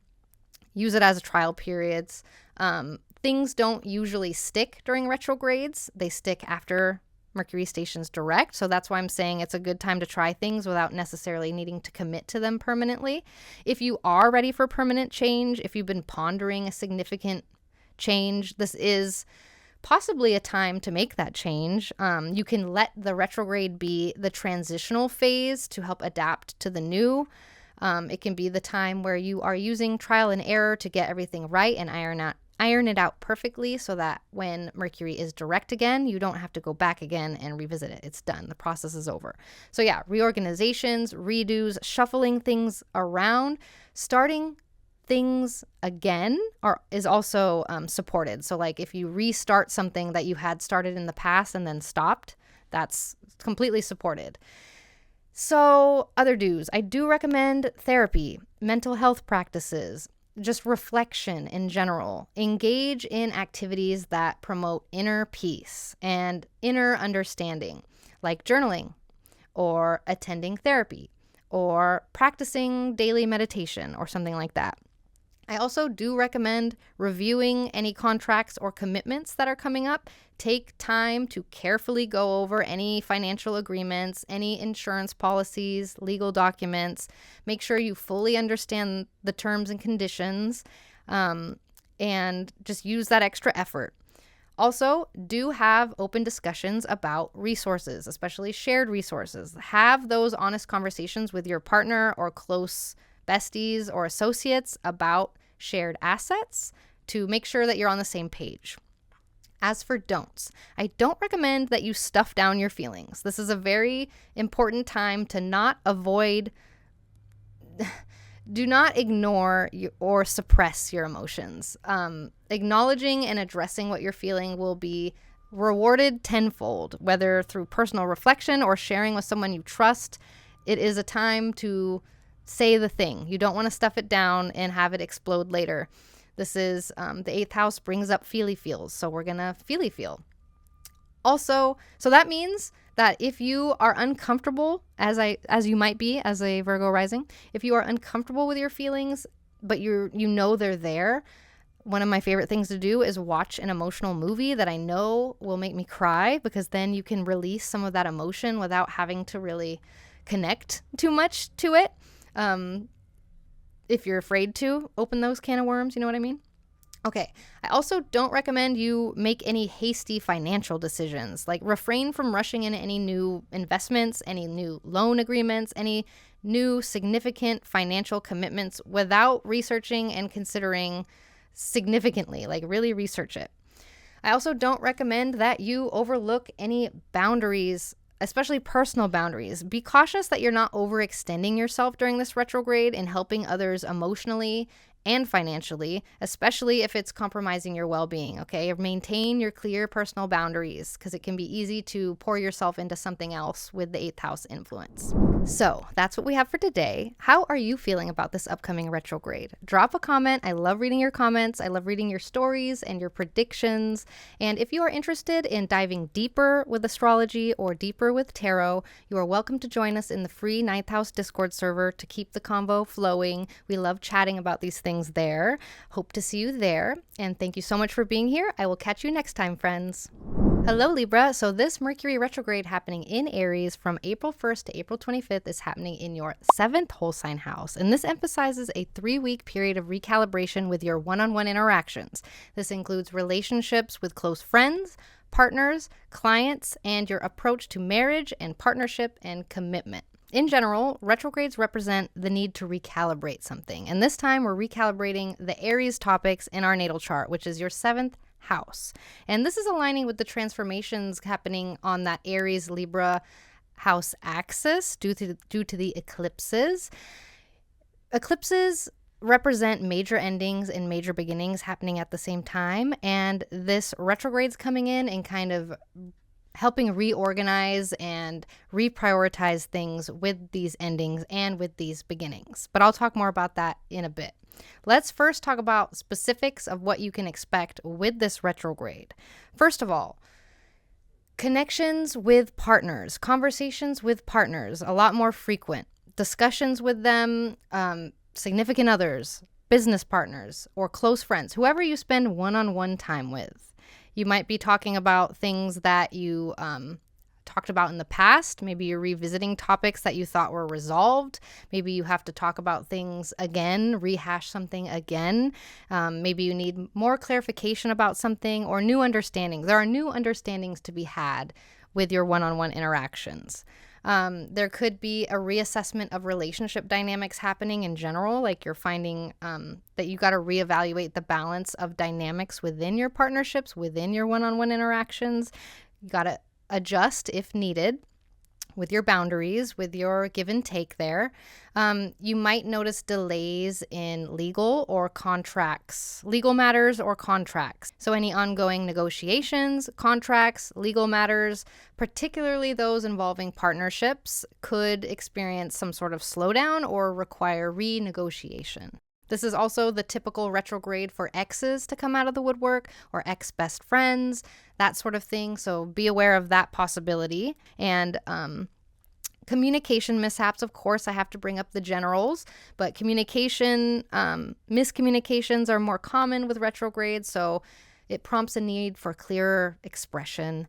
And tech glitches, of course, I have to mention this. Any technology or electronic devices might be more susceptible to malfunctions, more susceptible to misunderstandings with each other.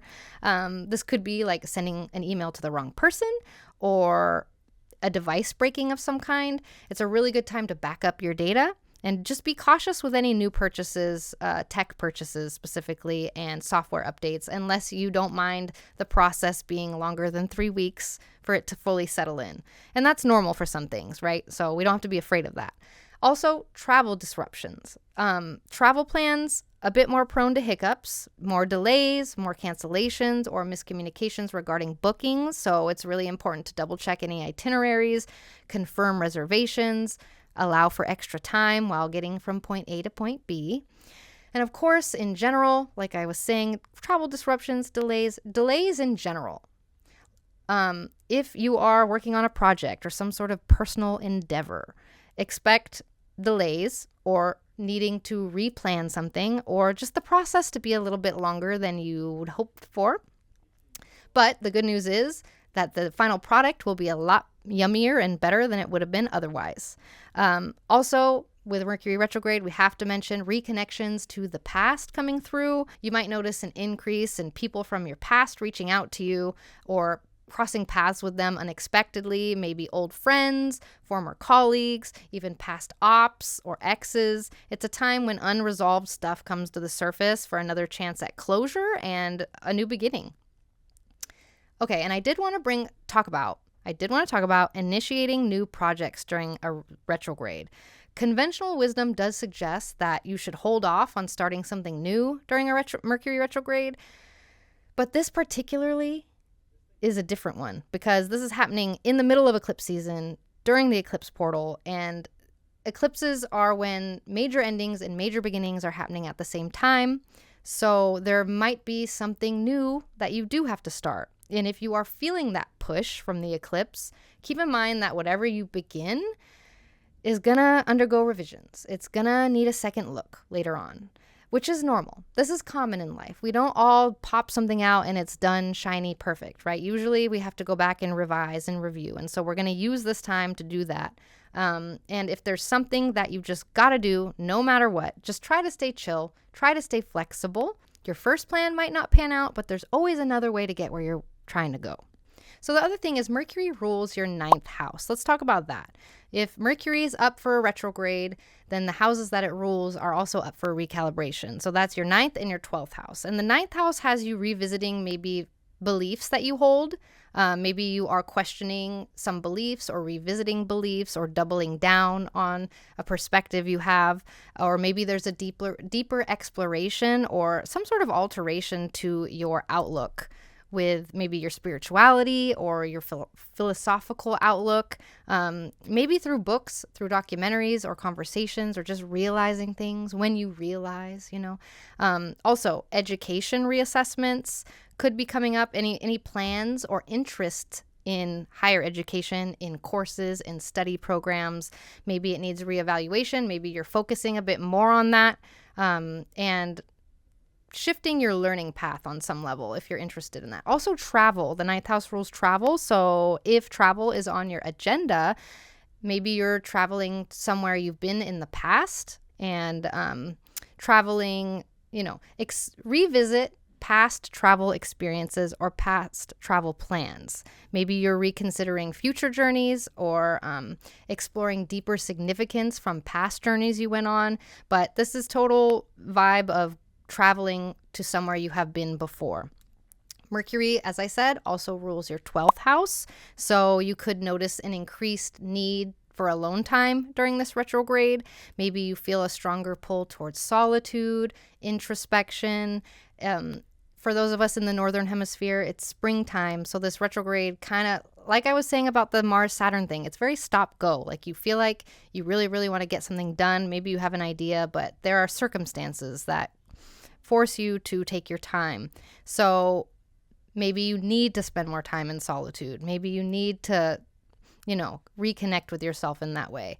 You could also, during this retrograde, discover hidden things, secrets, or previously overlooked information, especially related to unacknowledged feelings, or maybe even your subconscious could also come to light during this retrograde. And there is a bit of a mental health focus too. It's a retrograde that might highlight a need to address any mental health patterns that are coming up. Maybe you're feeling more anxiety than usual, that sort of thing. And so this pushes you to self-care, healing practices, meditation, therapy, talking it out with friends, doing what you can to rebalance yourself mentally. The other thing is Mars is the ruler of this retrograde, and Mars is in Pisces, conjoining with Saturn in your 6th house. So this brings out, you might be noticing during this retrograde how routines and health habits are influencing your close relationships. Like maybe a new work project or a renewed focus on fitness could change some sort of the amount of quality time you spend with your partner, that kind of thing. Also, health issues could come up thanks to the 6th house impact here. So your health or your partner's health could come up. Maybe just the topic is more prominent. So maybe there's more discussions about care, support, and just adjustments with daily responsibilities. Interactions with coworkers or the nature of your work could start to impact your home life more than usual over this retrograde. It might involve bringing work stress home a bit more than usual, or a colleague situation affecting your perspective on your own relationships, for example. You and your partner might be reevaluating your daily routines to better support each other's goals and well-being. And again, if you're not in a partnership, this could be your buddy, whoever your buddy is.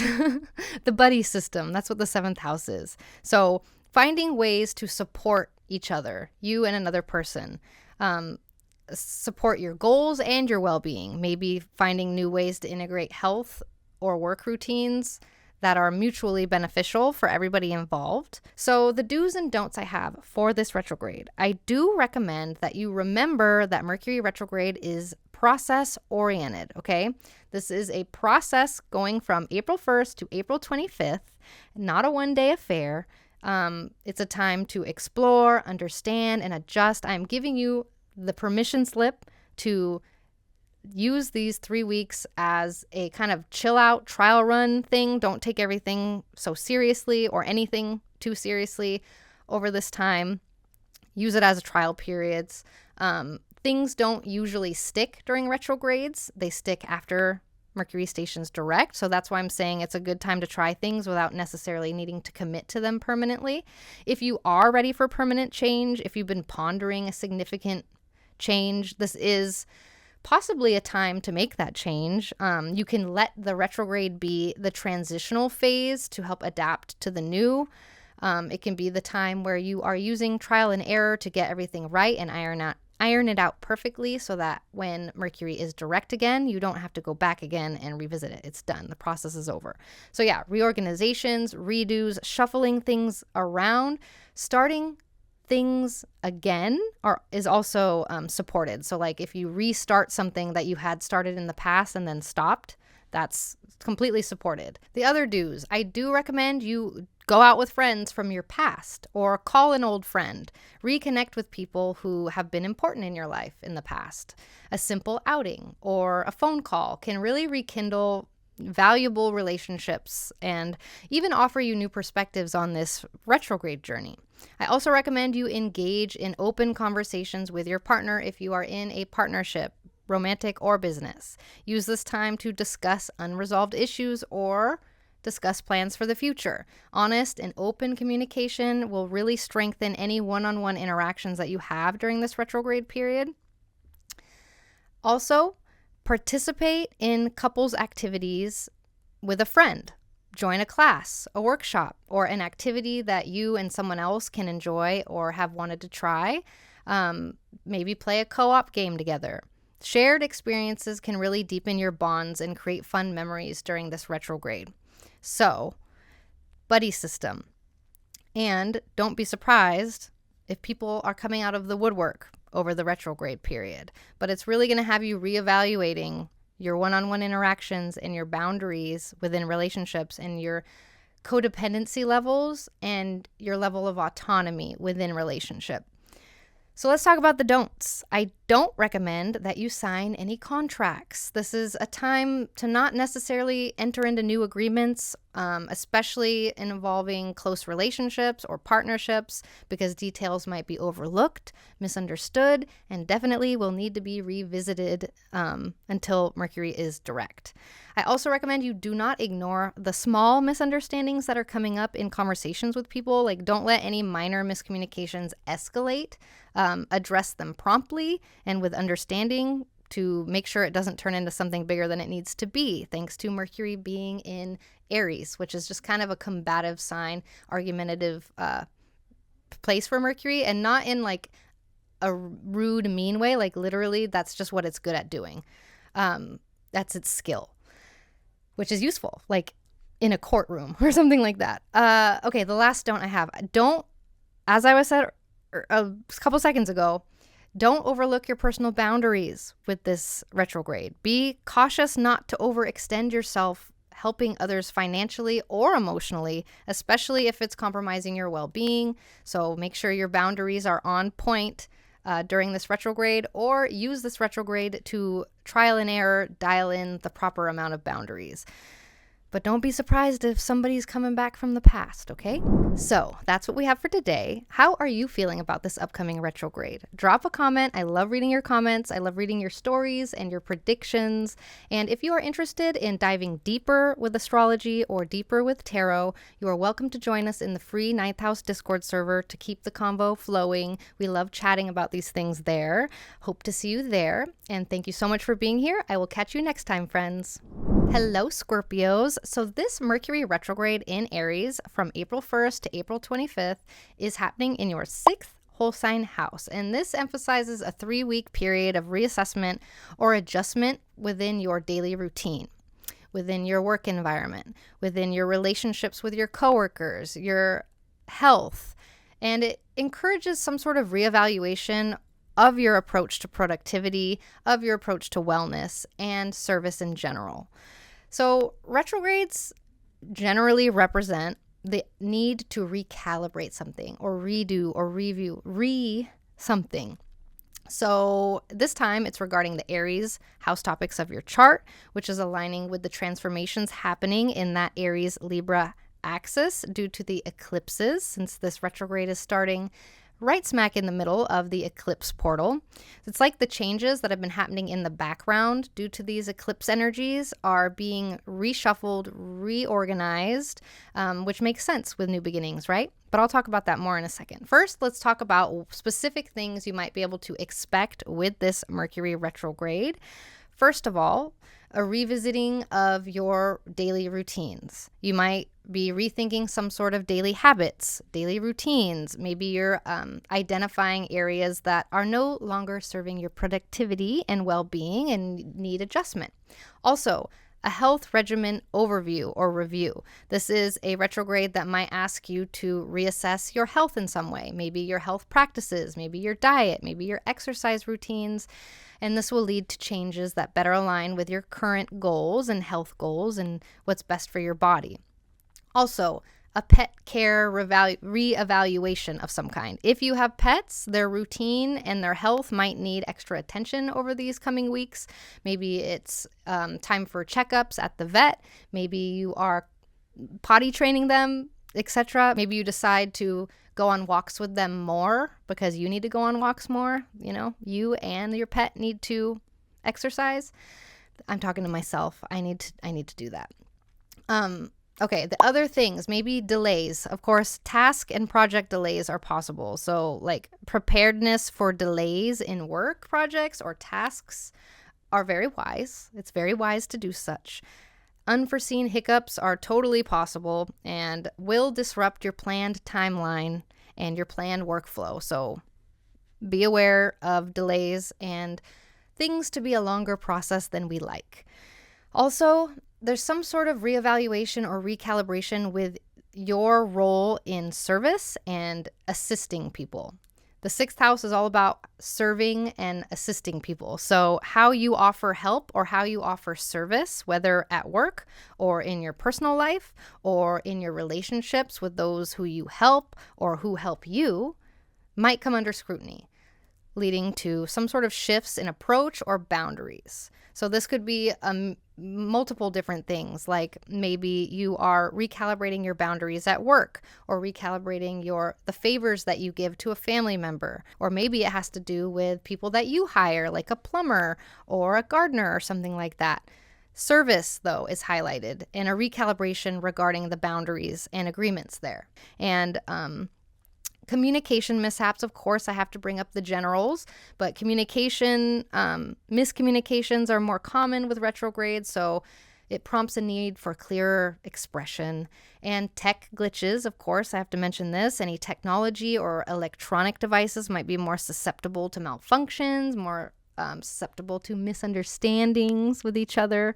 This could be like sending an email to the wrong person or a device breaking of some kind. It's a really good time to back up your data and just be cautious with any new purchases, tech purchases specifically, and software updates, unless you don't mind the process being longer than 3 weeks for it to fully settle in.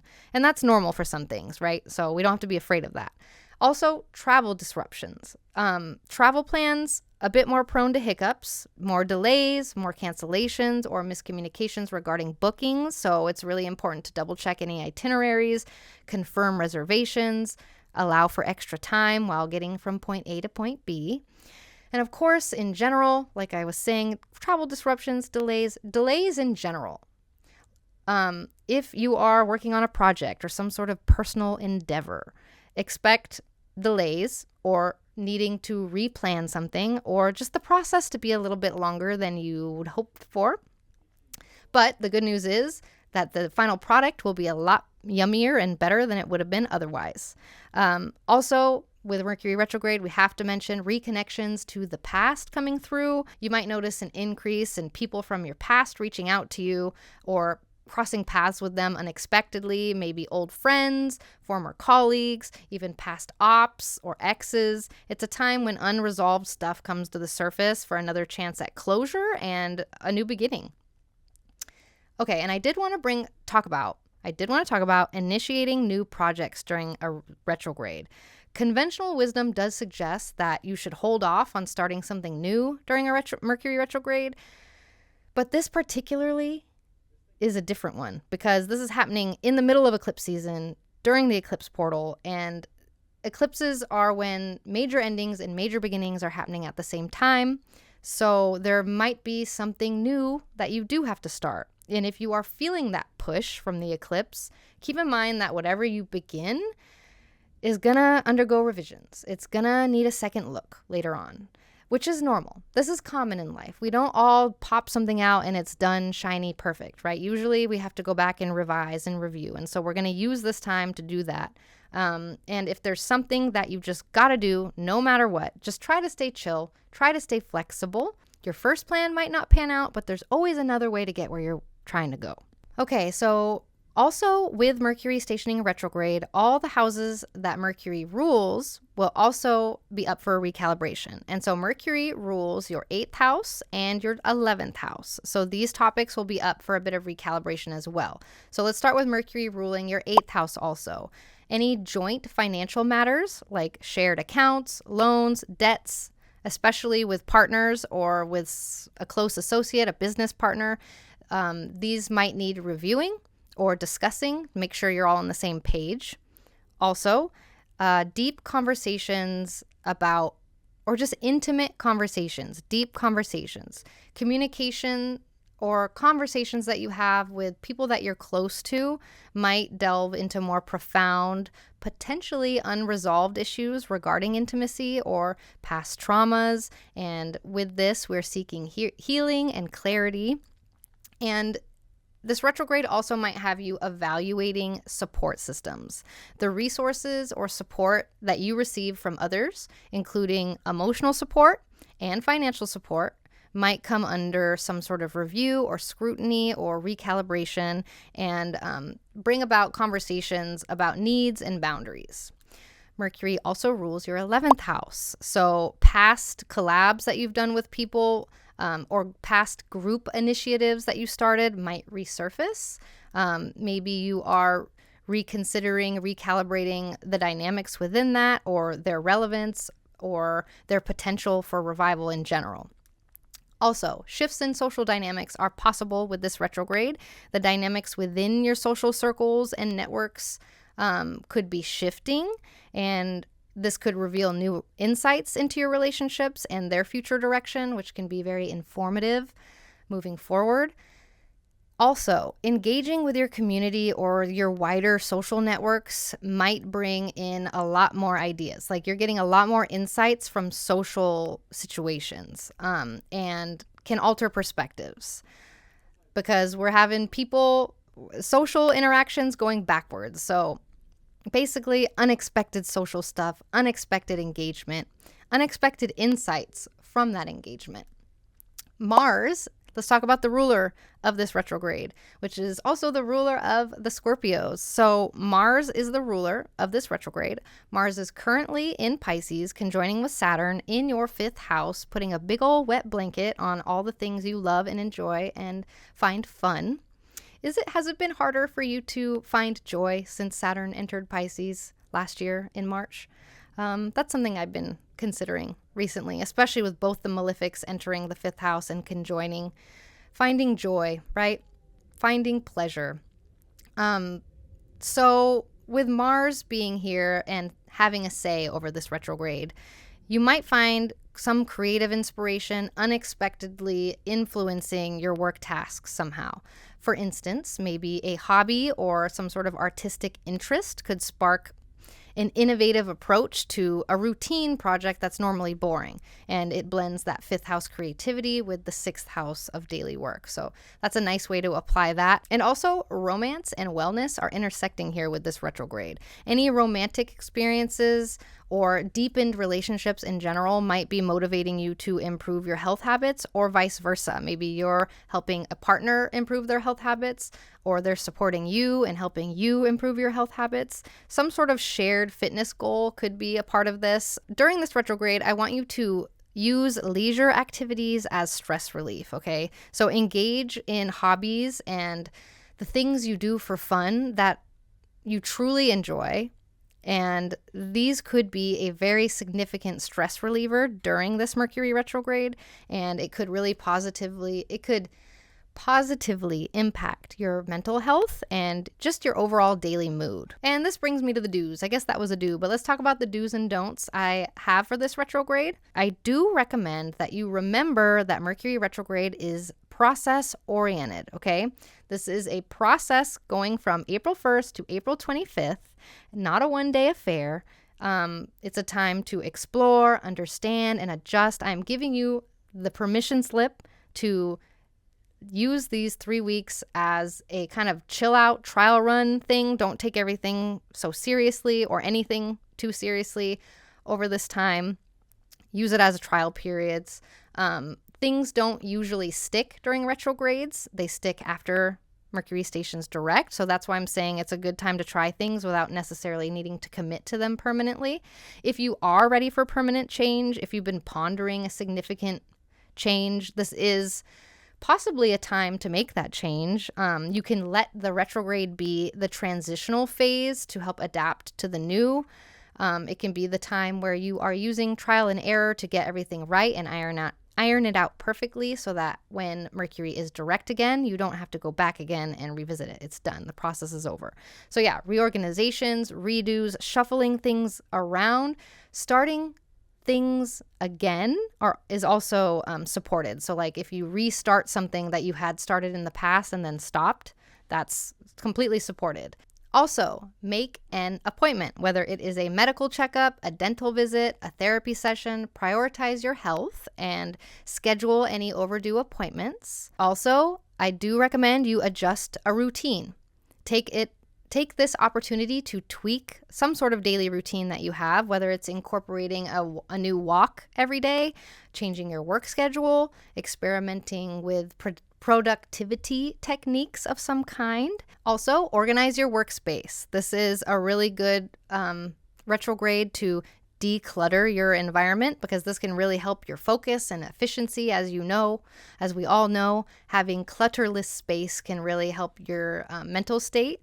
So spend some time this retrograde decluttering, organizing your desk and work area, or just organizing your house in general. I'm going to use this retrograde to clean out my closet. And now let's talk about the don'ts. So I don't recommend you fight with a coworker. Would I ever recommend that? You'd be surprised. But this time, I don't recommend fighting with a coworker. Misunderstandings are a lot more likely during this retrograde. And so we don't need unnecessary conflicts, especially with Mercury in Aries. It's a lot more fighty, a lot more argumentative. It's really good at what it does, too. So it can be really cutting. Words can cut. And it might not be necessary. It could be unnecessary conflicts. So I don't recommend fighting with any coworkers or any service workers. And I also don't recommend you neglect self-care. So in the hustle of it all, don't overlook the importance of this, okay? Avoid burning the candle at both ends. Ensure you're taking time to recharge. It's important for you to engage in self-care practices. And lastly, do not dismiss any minor health concerns that are coming up during this retrograde. This is giving you the time to work through it. It's perfect timing to see a doctor or, ask those questions with whatever health concerns are coming up. And same goes for your pets as well. If something is happening with your pets, this is a good time to not dismiss their concerns and make that appointment for them. So that's what we have for today. How are you feeling about this upcoming retrograde? Drop a comment. I love reading your comments. I love reading your stories and your predictions. And if you are interested in diving deeper with astrology or deeper with tarot, you are welcome to join us in the free 9th House Discord server to keep the convo flowing. We love chatting about these things there. Hope to see you there. And thank you so much for being here. I will catch you next time, friends. Sagittarius rising, this Mercury retrograde in Aries from April 1st to April 25th is happening in your 5th whole sign house. And this emphasizes a 3-week period of reassessment and adjustment with your creative projects, with the things that you do for fun and the things that bring you joy, your relationship with children or your relationship with your inner child, certain aspects of your romantic life. And it invites a rediscovery of what truly brings you joy and what truly brings you fulfillment. It's a pretty exciting one. Honestly, this is the best house to have anything going on in. It's the house of good fortune. So you're recalibrating your house of good fortune on some level. In general, overall, retrogrades represent needing to recalibrate something. And this time it is recalibrating the Aries topics in your chart. And this is aligning with the transformations going with the eclipses on the Aries-Libra axis. This retrograde is starting right smack dab in the middle of the eclipse portal, which is so interesting because it's like all the changes that have been happening behind the curtain with these eclipses that we can't really see, but we can feel, are being recalibrated and adjusted and reorganized, reprioritized, since it's helping with the endings and beginnings of eclipses. Eclipses represent major endings and major beginnings happening at the same time. So it's interesting that there is a retrograde happening on that same axis to kind of help reorganize all the stuff going down there. But let's talk about specifics, right? Let's talk about specific things you can expect from this retrograde. Creative revisions, first of all. Ongoing creative projects are being revisited for this retrograde. You could find yourself rethinking and perfecting past work, maybe discovering new inspirations or new directions to move forward with creatively. Also, over this retrograde, you could be rekindling some sort of romance that you had let go of before, like maybe even past romantic interests or past relationships resurface in some way, coming out of the woodwork. Also, you can expect with this retrograde to have some sort of rediscovery of a hobby that you used to have, like activities or hobbies that used to bring you joy might catch your interest again during this retrograde.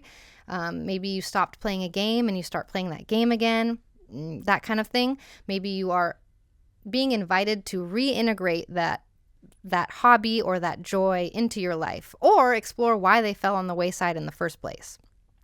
You can also expect some sort of reflection on pleasure and fun in your life. You could be pondering a bit more over the next 3 weeks what truly brings you happiness, what truly brings you fulfillment, and it could push you to have a deeper understanding of your sources of pleasure and how they align in this current life phase you have, and how often you can indulge in these pleasures. You might also feel a pull towards revisiting your social life or like partying habits type of thing. Over the next 3 weeks, you might want to drink more or just indulge and escape a little bit more. And it might reignite some sort of desire to reconnect with the carefree aspects of your past and going back to the old ways of socializing and enjoyment. And this might be one of the only ways you know how to reconnect to your inner child and have fun in that way. And I'm not judging. I'm just saying there might be a pull there.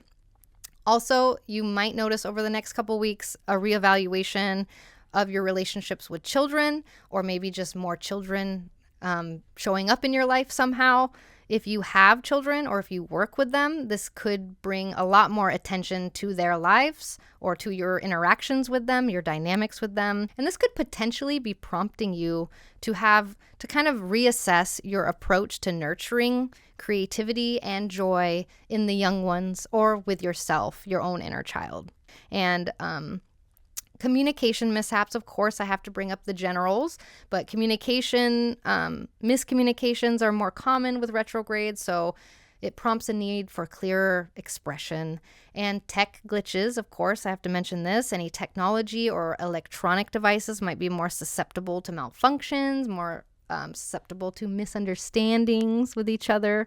This could be like sending an email to the wrong person or a device breaking of some kind. It's a really good time to back up your data and just be cautious with any new purchases, tech purchases specifically, and software updates, unless you don't mind the process being longer than 3 weeks for it to fully settle in.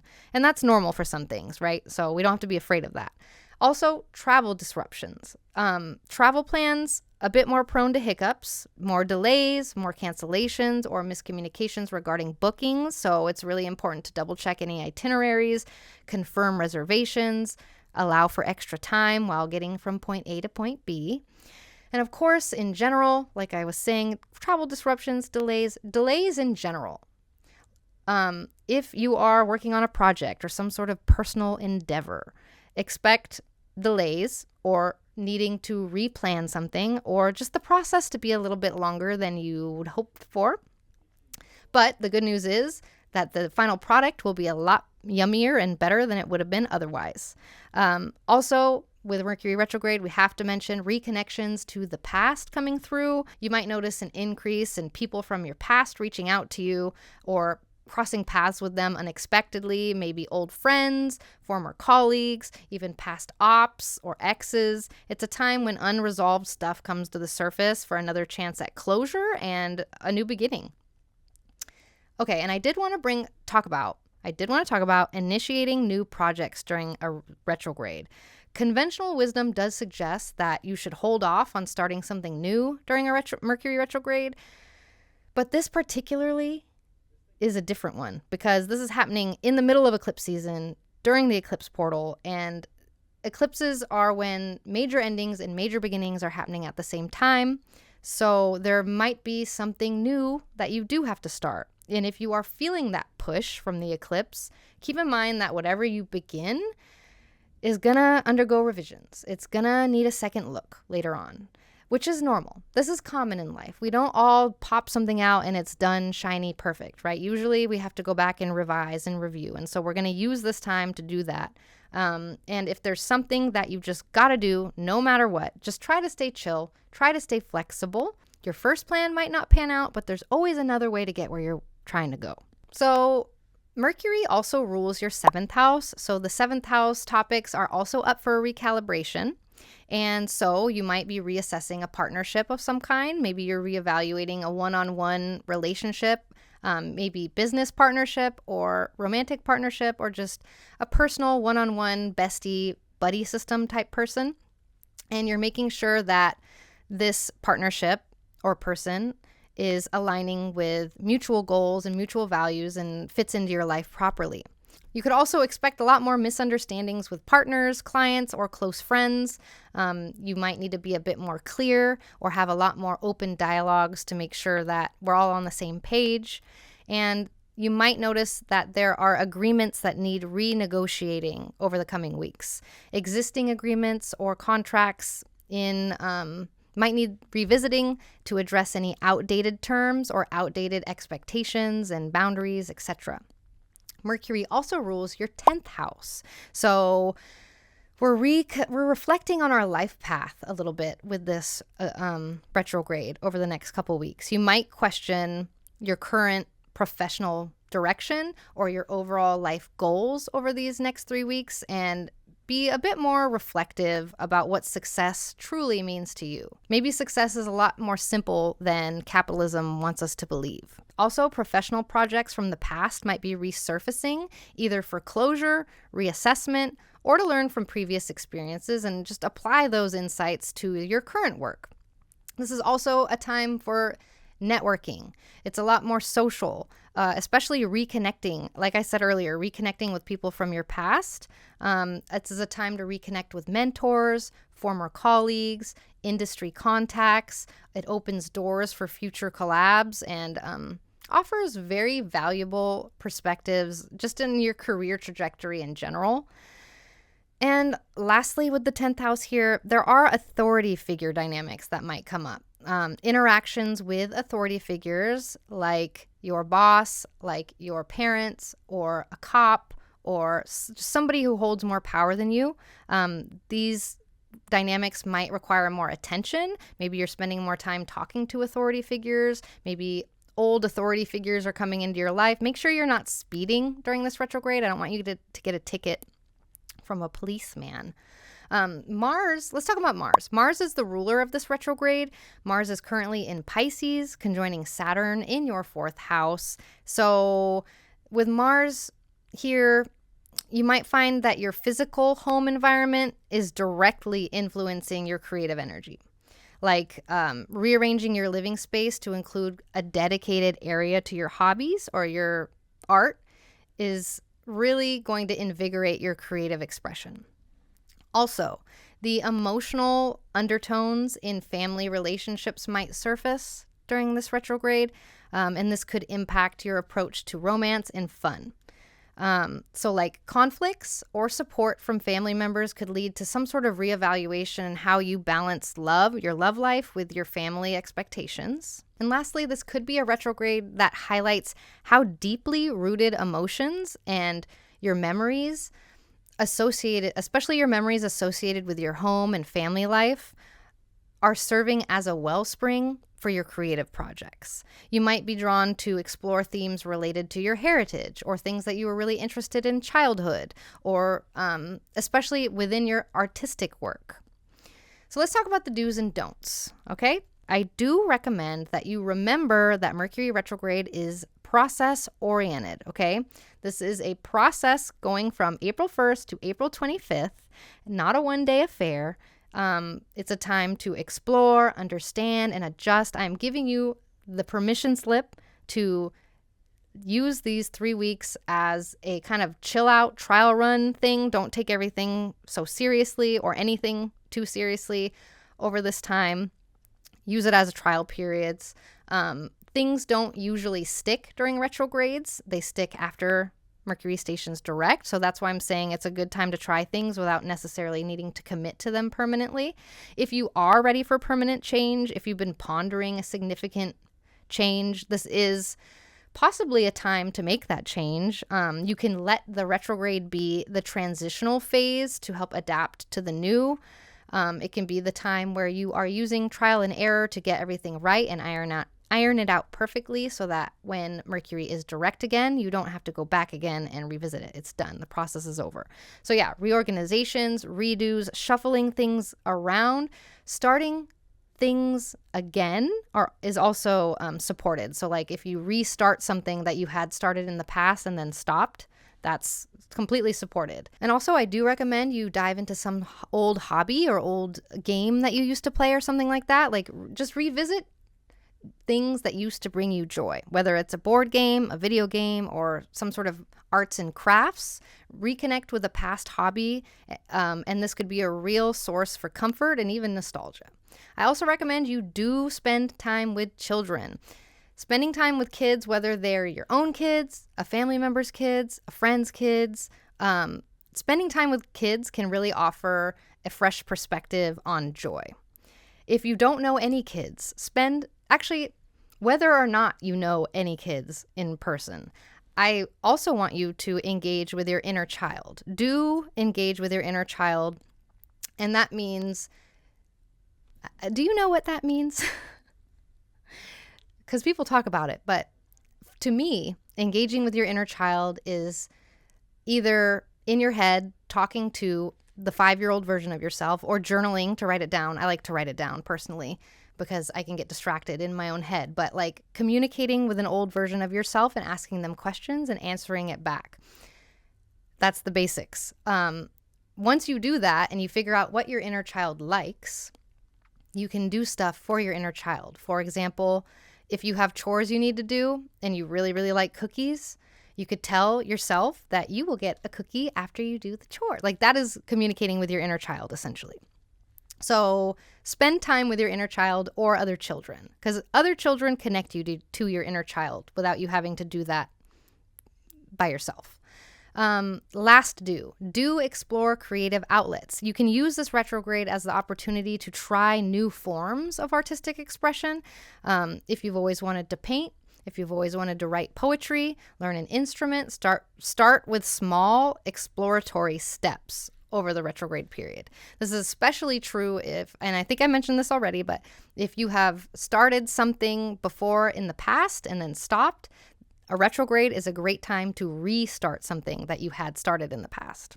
As for the don'ts, I don't recommend that you rush back into any past romantic relationships during this retrograde. Consider carefully before reigniting any old flames. This is classic retrograde vibes, right? Reflect on what has changed and what remains the same to make sure that it's truly the best choice for you right now. Also, do not overcommit to any creative projects. Exploring new hobbies is encouraged, but you gotta avoid taking on too many projects at once and getting overwhelmed. So focus on enjoying the process rather than overwhelming yourself with unfinished work. My last don't. Do not plan back-to-back social outings. This is a good time to be social, but don't overbook yourself. Avoid filling every evening or weekend with social plans, even though you could be on a wave of fun during this retrograde. Make sure you're giving yourself downtime to recharge and reflect. Make sure you're not just keeping busy to avoid the quieter moments. So that's what we have for today. How are you feeling about this upcoming retrograde? Drop a comment. I love reading your comments. I love reading your stories and your predictions. And if you are interested in diving deeper with astrology or deeper with tarot, you are welcome to join us in the free 9th House Discord server to keep the convo flowing. We love chatting about these things there. Hope to see you there. And thank you so much for being here. I will catch you next time, friends. Hello, Capricorn. So this Mercury retrograde in Aries from April 1st to April 25th is happening in your 4th whole sign house. And this is emphasizing a 3-week period of reassessment and adjustment having to do with your private life, which includes your home and your house, as well as your family dynamics, your foundational values, and potentially real estate and property. And it guides you towards more understanding and a redefinition of what home truly means to you.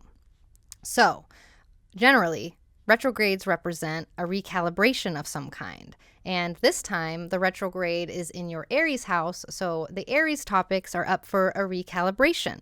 And this is interesting because it aligns with the transformations going on with the eclipses happening on that Aries-Libra axis already. So eclipses generally bring major endings and major beginnings that are happening at the same time over a length of a year to 6 months to a year.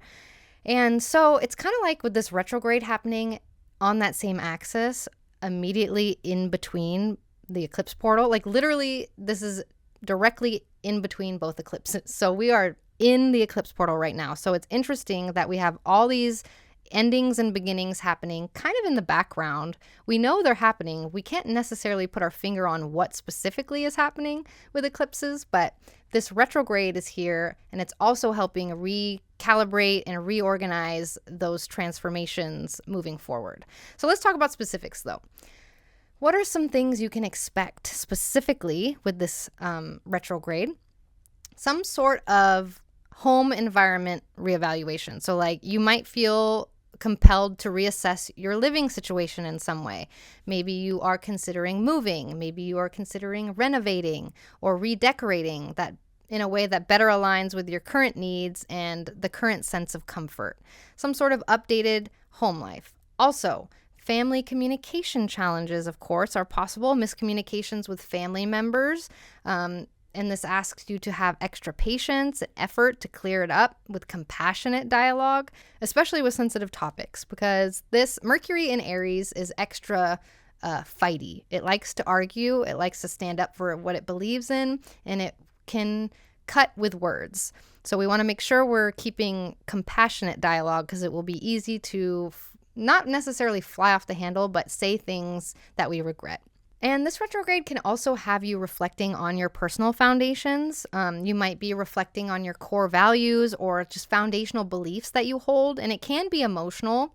Potentially, this leads to shifts with your personal ideology and maybe even a reconnection with your ancestral roots of some kind. So this is like digging and realizing that you have this underlying fear of looking stupid or something like that, and realizing what you say and how you act that reflects that and letting it go. Like some sort of personal foundational belief that you don't think about, that's more subconscious, might be coming through. Also, like I mentioned earlier, property and real estate review of some kind, if you are involved with property matters, maybe there are revisits or delays in some sort of real estate or property transactions or projects. And also, the fourth house rules the father traditionally. So you could be reconnecting with paternal figures in some way. Your relationship with a father figure or a paternal influence could come into focus with this retrograde. It might offer opportunities for healing and understanding or closure in some sort of relationship like that. And communication mishaps, of course, I have to bring up the generals, but miscommunications are more common with retrograde, so it prompts a need for clearer expression. And tech glitches, of course, I have to mention this. Any technology or electronic devices might be more susceptible to malfunctions, more susceptible to misunderstandings with each other.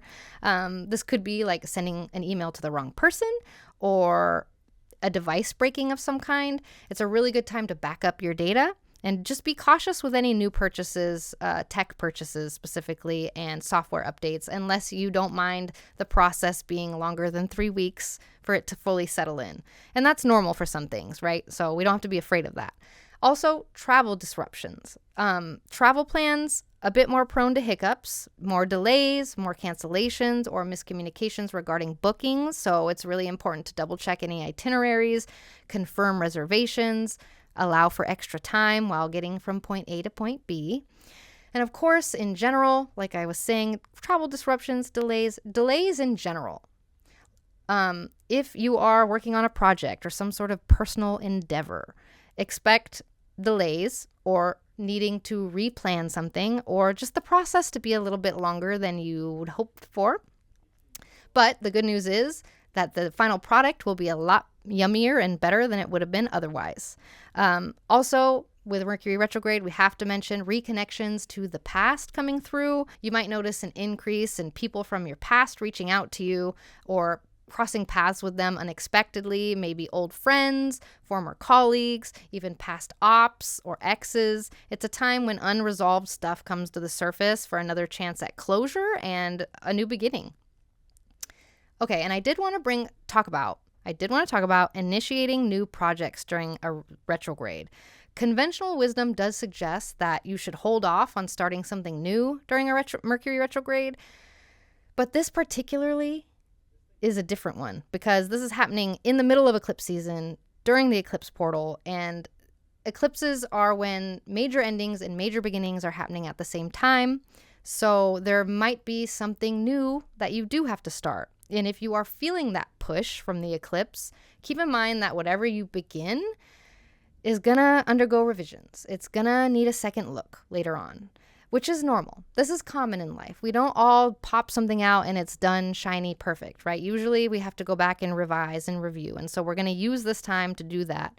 And if there's something that you just gotta do, no matter what, just try to stay chill, try to stay flexible. Your first plan might not pan out, but there's always another way to get where you're trying to go. So Mercury also rules your 6th house, and so that means that the 6th house topics are also up for a recalibration, which means that you might be revisiting your health regimens. You might be having workplace reevaluations or pet care adjustments of some kind. Maybe you're putting out a lot more fires than usual or dealing with ops more often than usual. But yeah, so you might be reassessing your current health routines, your current medical treatments. Maybe there's new information that comes through that changes something to do with your wellness routine. Also, like I said, tasks and roles at work could be up for review or recalibration of some kind. Maybe there's adjustments with your daily responsibilities or discussions about workflow efficiency. And again, if you have pets, their health or their daily care routines might require extra attention of some kind. Maybe they need to go to the vet. Maybe you need to change their care regimen, or you need to change the environment to make it easier for them in some way. Like maybe you have a cat that won't stop peeing on the rug, and now you got to throw away the rug. Mercury also rules your 9th house. And so plans for higher education right now, or plans for ongoing courses or learning might be undergoing a process of change somehow, or transformation. Also, travel plans coming up. Make sure that you are double checking the details of travel plans. Like I mentioned, we already talked about that a bit, but going somewhere that you've been to in the past is highlighted especially. Is astrologer good? Is supported.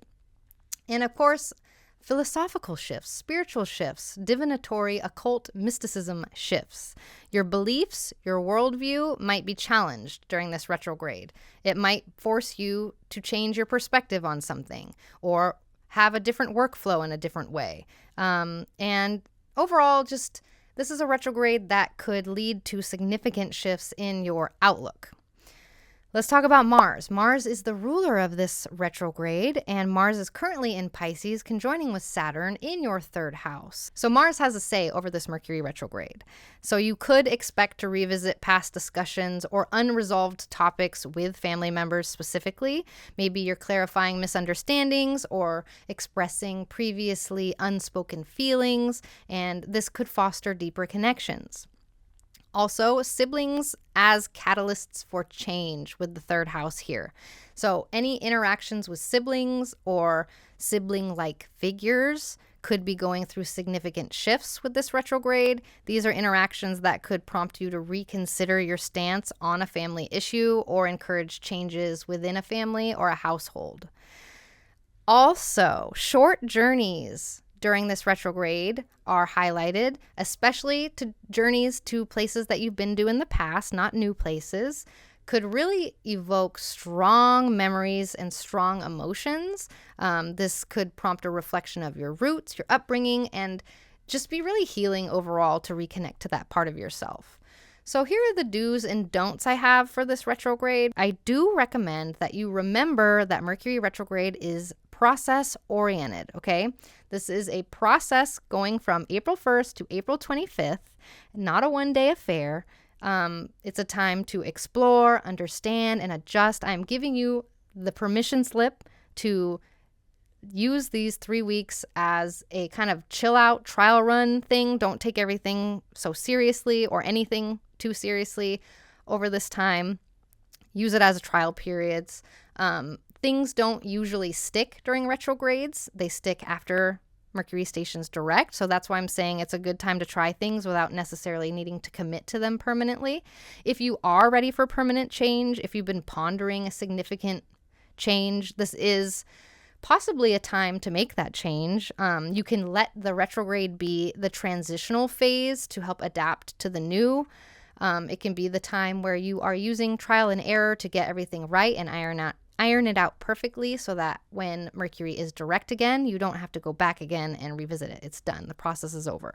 So yeah, reorganizations, redos, shuffling things around, starting things again is also supported. So like if you restart something that you had started in the past and then stopped, that's completely supported. And also, I do recommend you reorganize your home space or do home improvement projects of some kind. This is a good time to declutter or reorganize your living space, make your home more comfortable, more functional. Home improvement projects can also refresh your environment very significantly during this retrograde.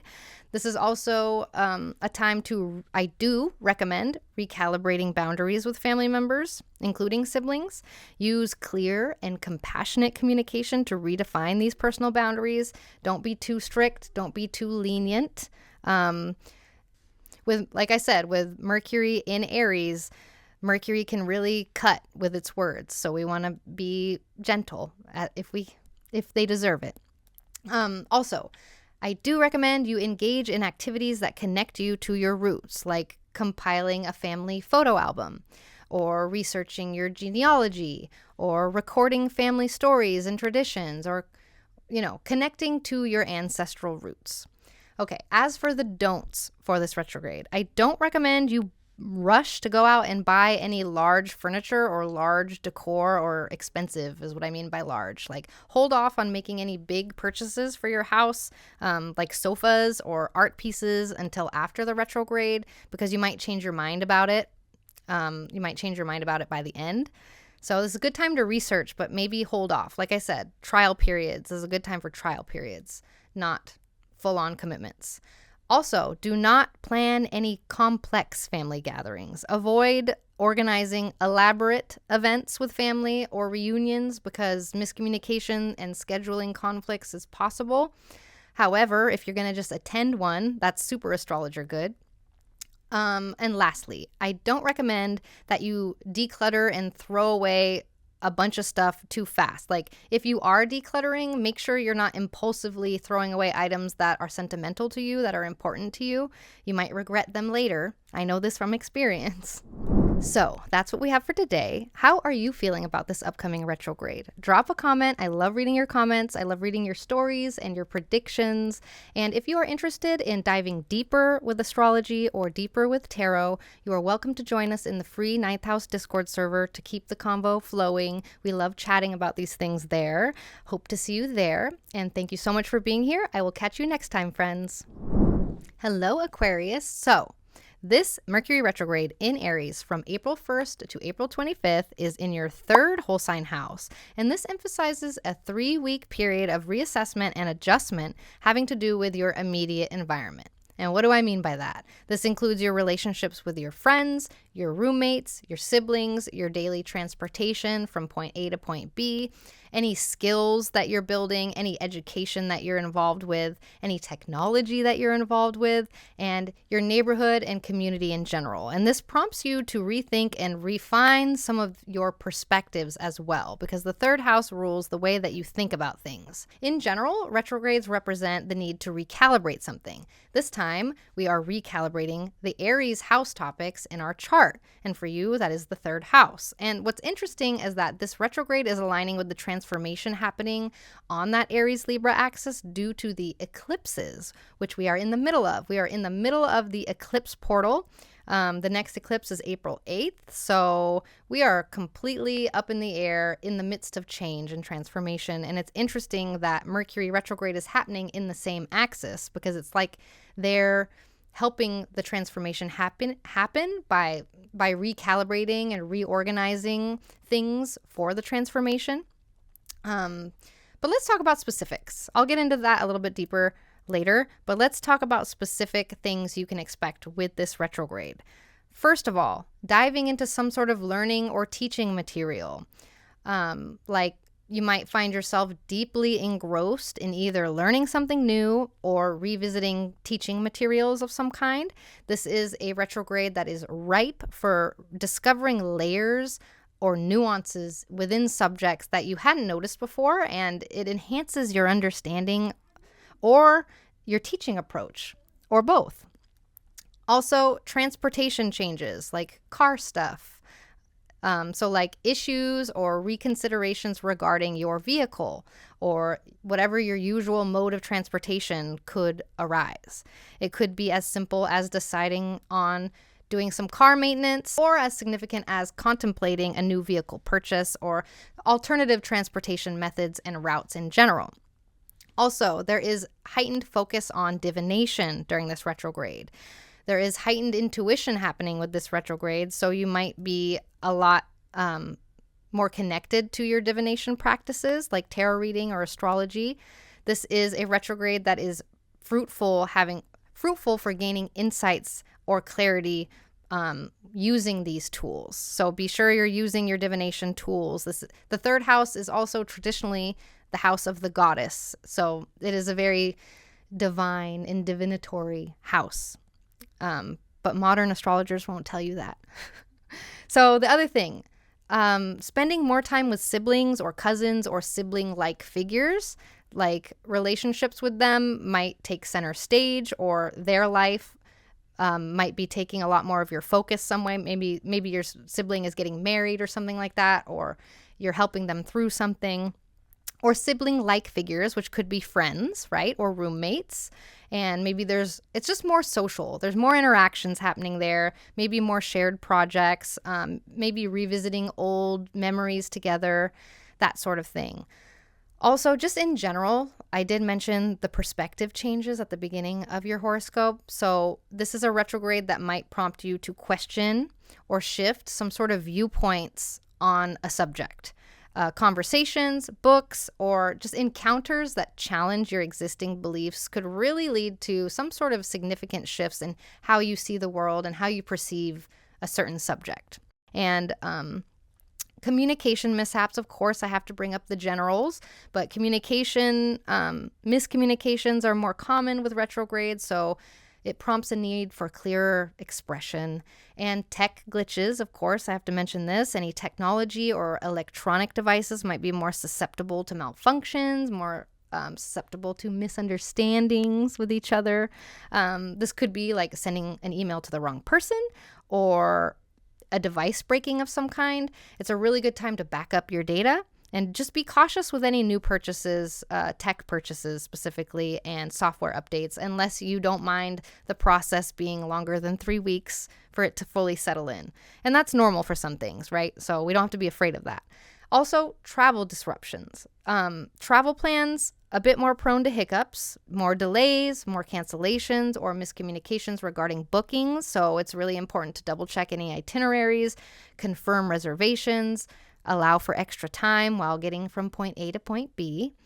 And of course, in general, like I was saying, travel disruptions, delays in general. If you are working on a project or some sort of personal endeavor, expect delays or needing to replan something, or just the process to be a little bit longer than you would hope for. But the good news is that the final product will be a lot yummier and better than it would have been otherwise. Also, with Mercury retrograde, we have to mention reconnections to the past coming through. You might notice an increase in people from your past reaching out to you or crossing paths with them unexpectedly, maybe old friends, former colleagues, even past ops or exes. It's a time when unresolved stuff comes to the surface for another chance at closure and a new beginning. Okay, and I did want to talk about initiating new projects during a retrograde. Conventional wisdom does suggest that you should hold off on starting something new during a Mercury retrograde, but this particularly is a different one because this is happening in the middle of eclipse season during the eclipse portal, and eclipses are when major endings and major beginnings are happening at the same time. So there might be something new that you do have to start. And if you are feeling that push from the eclipse, keep in mind that whatever you begin is gonna undergo revisions. It's gonna need a second look later on, which is normal. This is common in life. We don't all pop something out and it's done, shiny, perfect, right? Usually we have to go back and revise and review. And so we're gonna use this time to do that. And if there's something that you just gotta do, no matter what, just try to stay chill, try to stay flexible. Your first plan might not pan out, but there's always another way to get where you're trying to go. So, moving on, Mercury also rules your 5th house. And the 5th house is the house of good fortune. So the 5th house topics are up for recalibration as well with Mercury stationing retrograde. So you want to rethink creative projects. Maybe you are revisiting ongoing projects that you've been working on, or refining ideas, or possibly even shelving projects that aren't really resonating with your artistic vision moving forward.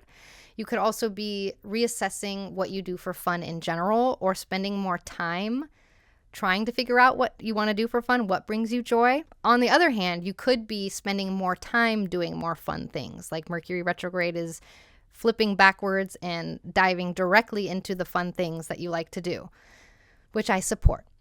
And also with the 5th house recalibration, some sort of past romantic interests might be coming out of the woodwork, or current relationships could undergo some sort of recalibration and help you reevaluate your needs in love and pleasure. Mercury also rules your 8th house.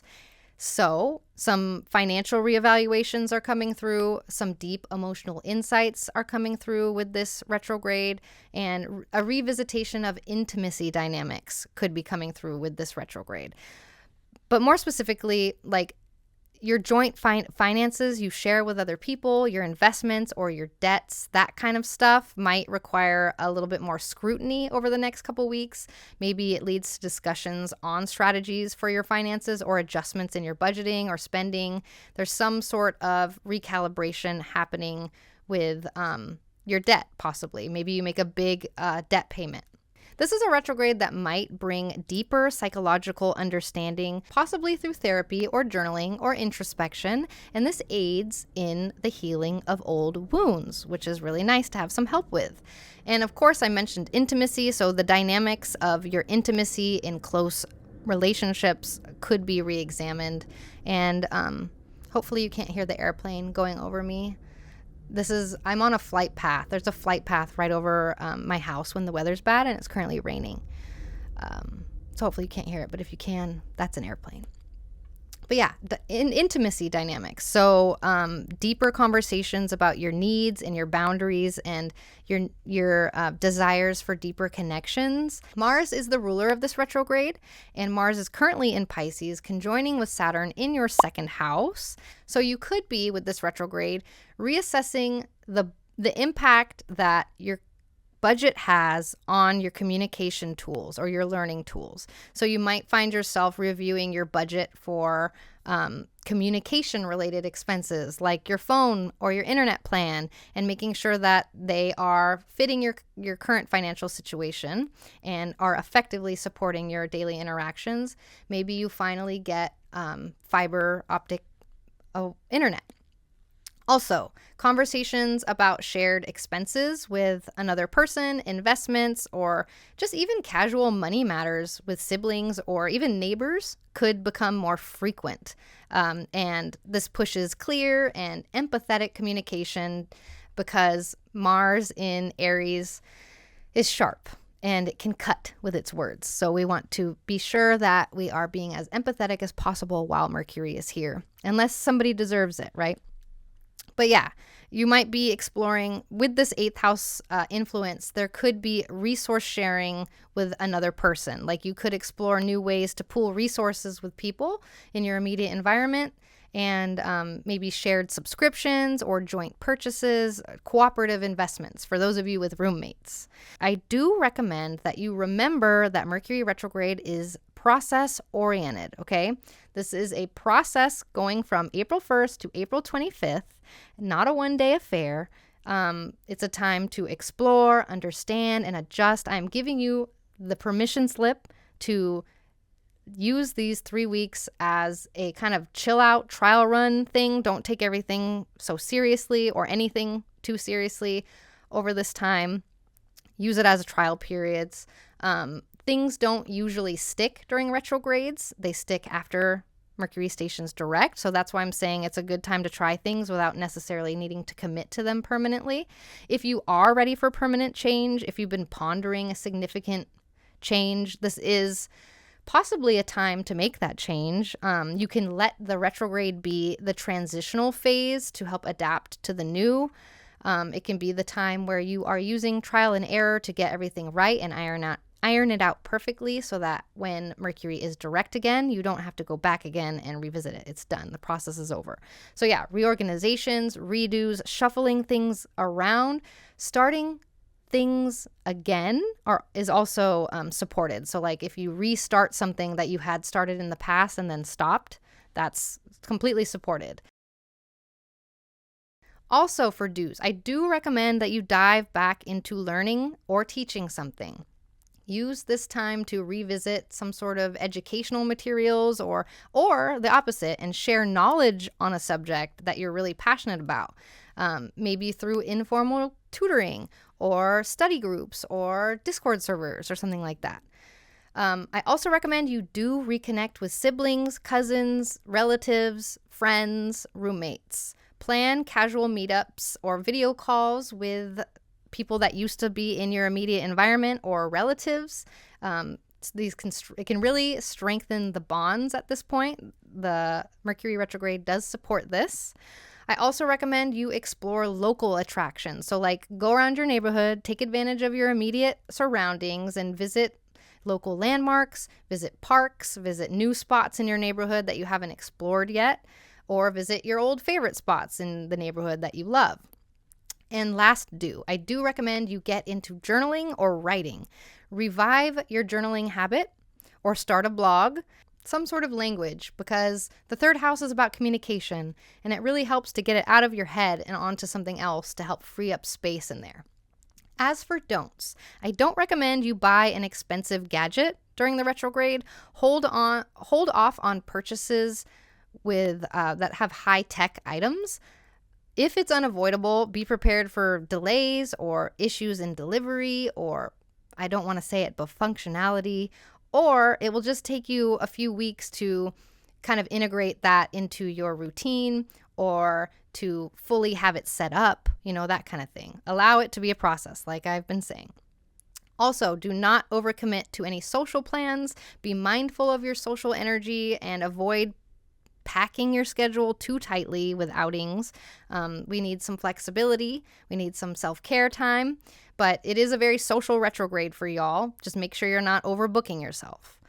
Also, do not ignore any vehicle maintenance with this retrograde. If you rely on a car or a bike for your daily commute, do not postpone any necessary upkeep. Address those small issues so that you can prevent any problems and keep everything running smoothly. It's astrologer good to work on your vehicle. So that's what we have for today. How are you feeling about this upcoming retrograde? Drop a comment. I love reading your comments. I love reading your stories and your predictions. And if you are interested in diving deeper with astrology or deeper with tarot, you are welcome to join us in the free 9th House Discord server to keep the convo flowing. We love chatting about these things there. Hope to see you there. And thank you so much for being here. I will catch you next time, friends. Hello, Pisces.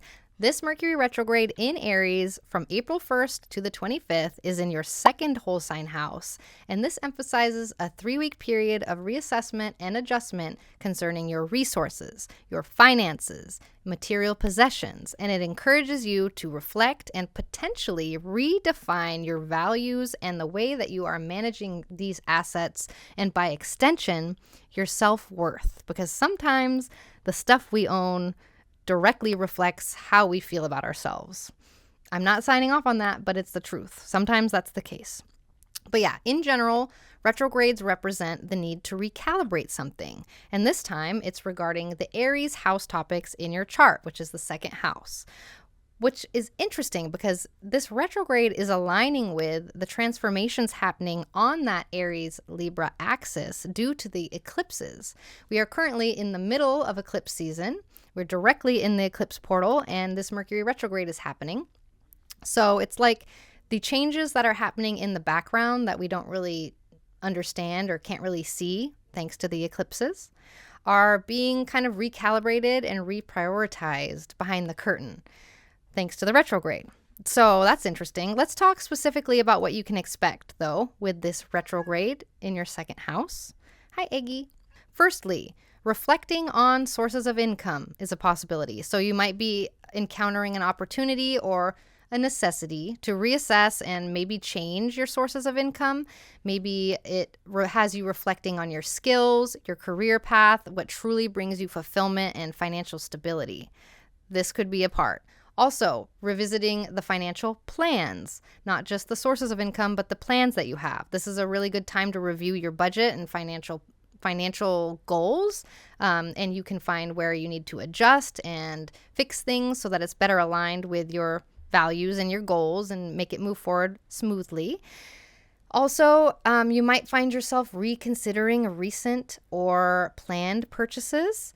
Maybe you're assessing their necessity and the value in your life, leading to more mindful spending habits. Maybe that thing that's in your Amazon cart isn't something you really need and you're deleting it. Also, you could be contemplating your self-worth in general. Your self-esteem could be a subject of this retrograde. Maybe you are reflecting on what constitutes self-worth to you beyond material wealth. Maybe you are figuring out, like I said, what brings you fulfillment and joy and what truly makes you feel valued to yourself. Also, this is a time where you might be assessing your material possessions in general. This is a retrograde where you might be inspired to declutter. Maybe there's a declutter phase, a spring cleaning phase that you're going through. And maybe you're evaluating the significance of your physical belongings and deciding what truly holds value and what you can let go and donate.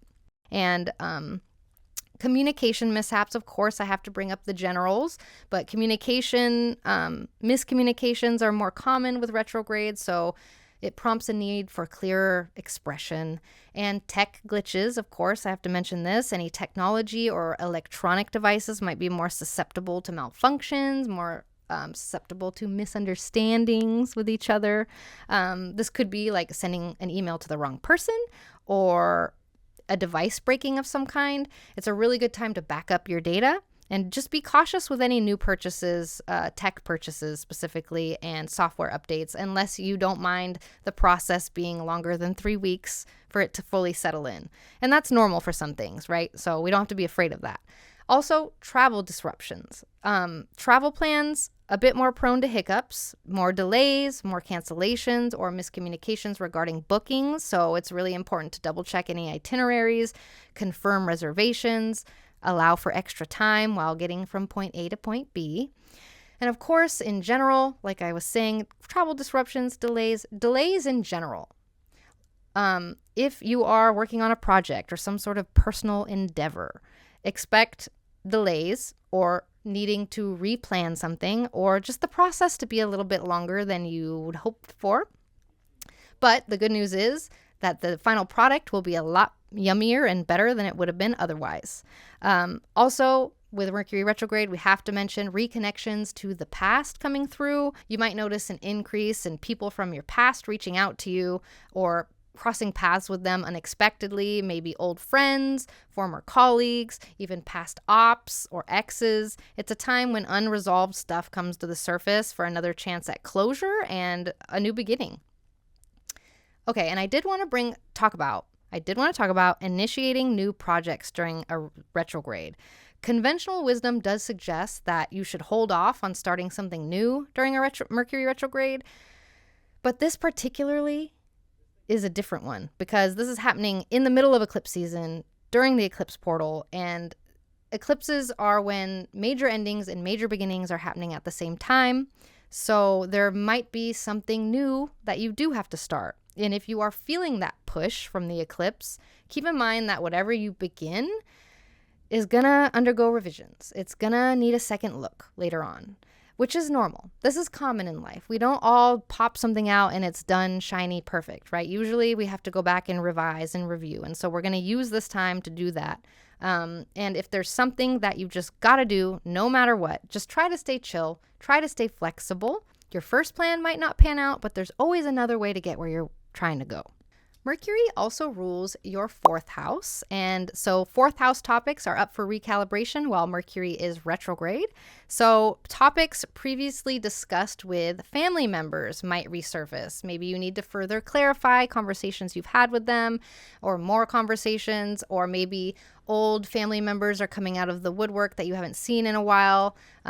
Maybe you're talking to your grandma who you haven't talked to in a long time, that sort of thing. Also, you can maybe expect delays in any home affairs that are coming up, like any plans related to home improvement, moving, real estate transactions. They might experience unexpected pauses or require reevaluation or rescheduling, or maybe you're starting something again that you started in the past that you stopped. Retrogrades are a great time to restart something that you started before but then didn't keep up with, you know what I mean? Also, there could be some sort of rediscovery of your family history. Maybe you uncover stories or memories from your childhood that are shedding new light on some things. Mercury also rules your seventh house. So you could be revisiting conversations with partners or communications with significant others, both personal and professional. So besties, clients, could be any one-on-one interactions. You might be circling back to topics that you thought were concluded and maybe they need further discussion, or just seeing old clients or old exes or people from your past, like I said earlier. There could be a reevaluation or reassessment with agreements that you've entered into. Any existing agreements or understandings with partners or close associates could be reviewed and could highlight areas that need to be redid or areas that were overlooked or misunderstood. Also, Mars. Let's talk about Mars. Mars is the ruler of this retrograde, and Mars is currently in Pisces, conjoining Saturn in your first house. So since Mars has a say over this retrograde, you might notice how your decisions and your actions are directly influencing your financial situation. It could be extremely laid out for you and blatant. So for example, like a new hobby or a new fitness routine could lead to some unexpected expense or something like that. Also, you could notice assertiveness happening within financial negotiations, because the energy of Mars in your first house could encourage you to be a lot more assertive in salary discussions or in any financial negotiations that you have with anybody. And this affects your income, of course. So also, impulsive financial decisions could be up for recalibration. So because Mars is impulsive, Mars has an impulsive nature. And this could push you to have spur-of-the-moment purchasing decisions. So you might be reflecting on those decisions and maybe considering that impact on your overall financial security and trying to hold it back, because Saturn's there too, right? So let's talk about the do's and don'ts for this retrograde. I do recommend that you remember that Mercury retrograde is process-oriented, okay? This is a process going from April 1st to April 25th, not a one-day affair. It's a time to explore, understand, and adjust. I'm giving you the permission slip to use these 3 weeks as a kind of chill out trial run thing. Don't take everything so seriously or anything too seriously over this time. Use it as a trial periods. Things don't usually stick during retrogrades. They stick after Mercury stations direct. So that's why I'm saying it's a good time to try things without necessarily needing to commit to them permanently. If you are ready for permanent change, if you've been pondering a significant change, this is possibly a time to make that change. You can let the retrograde be the transitional phase to help adapt to the new. It can be the time where you are using trial and error to get everything right and iron it out perfectly, so that when Mercury is direct again, you don't have to go back again and revisit it. It's done. The process is over. So yeah, reorganizations, redos, shuffling things around, starting things again is also supported. So if you restart something that you had started in the past and then stopped, that's completely supported. Also, I do recommend that you experiment with sources of income. So consider exploring new or unconventional ways to supplement your income already, like freelancing or selling unused items or starting a small side business. Something like that is supported. I also recommend you declutter. Use this time to organize, declutter your living space, especially focusing on items that you no longer use and no longer need, which can be sold or donated. I do recommend, lastly, that you review financial documents that are coming up that are relevant at this time. So go through your financial paperwork, like your bank statements, your insurance policies, your investment portfolios. Make sure everything's up to date, aligned with your current financial goals. Maybe put this on your to-do list, right? For the retrograde. That's very supported. Astrologer good thing to do. Mercury will be happy if you review financial documents. As for the don'ts, I don't recommend that you make any impulsive large purchases. Avoid buying expensive items during the retrograde unless you are okay with the process taking 3 or more weeks to fully finish, which might be okay, Also, I don't recommend that you change any banks or financial services very quickly. Hold off on making any major switches with them. Misunderstandings and paperwork issues are much more likely during retrograde, so do your research, and then once Mercury is direct, you can go ahead and change your bank. Lastly, my last don't. I don't recommend that you engage in any risky investments during this retrograde. This is not the best time to dive into any high-risk financial ventures. This is a retrograde period that could really cloud clarity and lead to unforeseen outcomes, and we're just going to stay away from that. So that's what we have for today. How are you feeling about this upcoming retrograde? Drop a comment. I love reading your comments. I love reading your stories and your predictions. And if you are interested in diving deeper with astrology or deeper with tarot, you are welcome to join us in the free 9th House Discord server to keep the convo flowing. We love chatting about these things there. Hope to see you there. And thank you so much for being here. I will catch you next time, friends.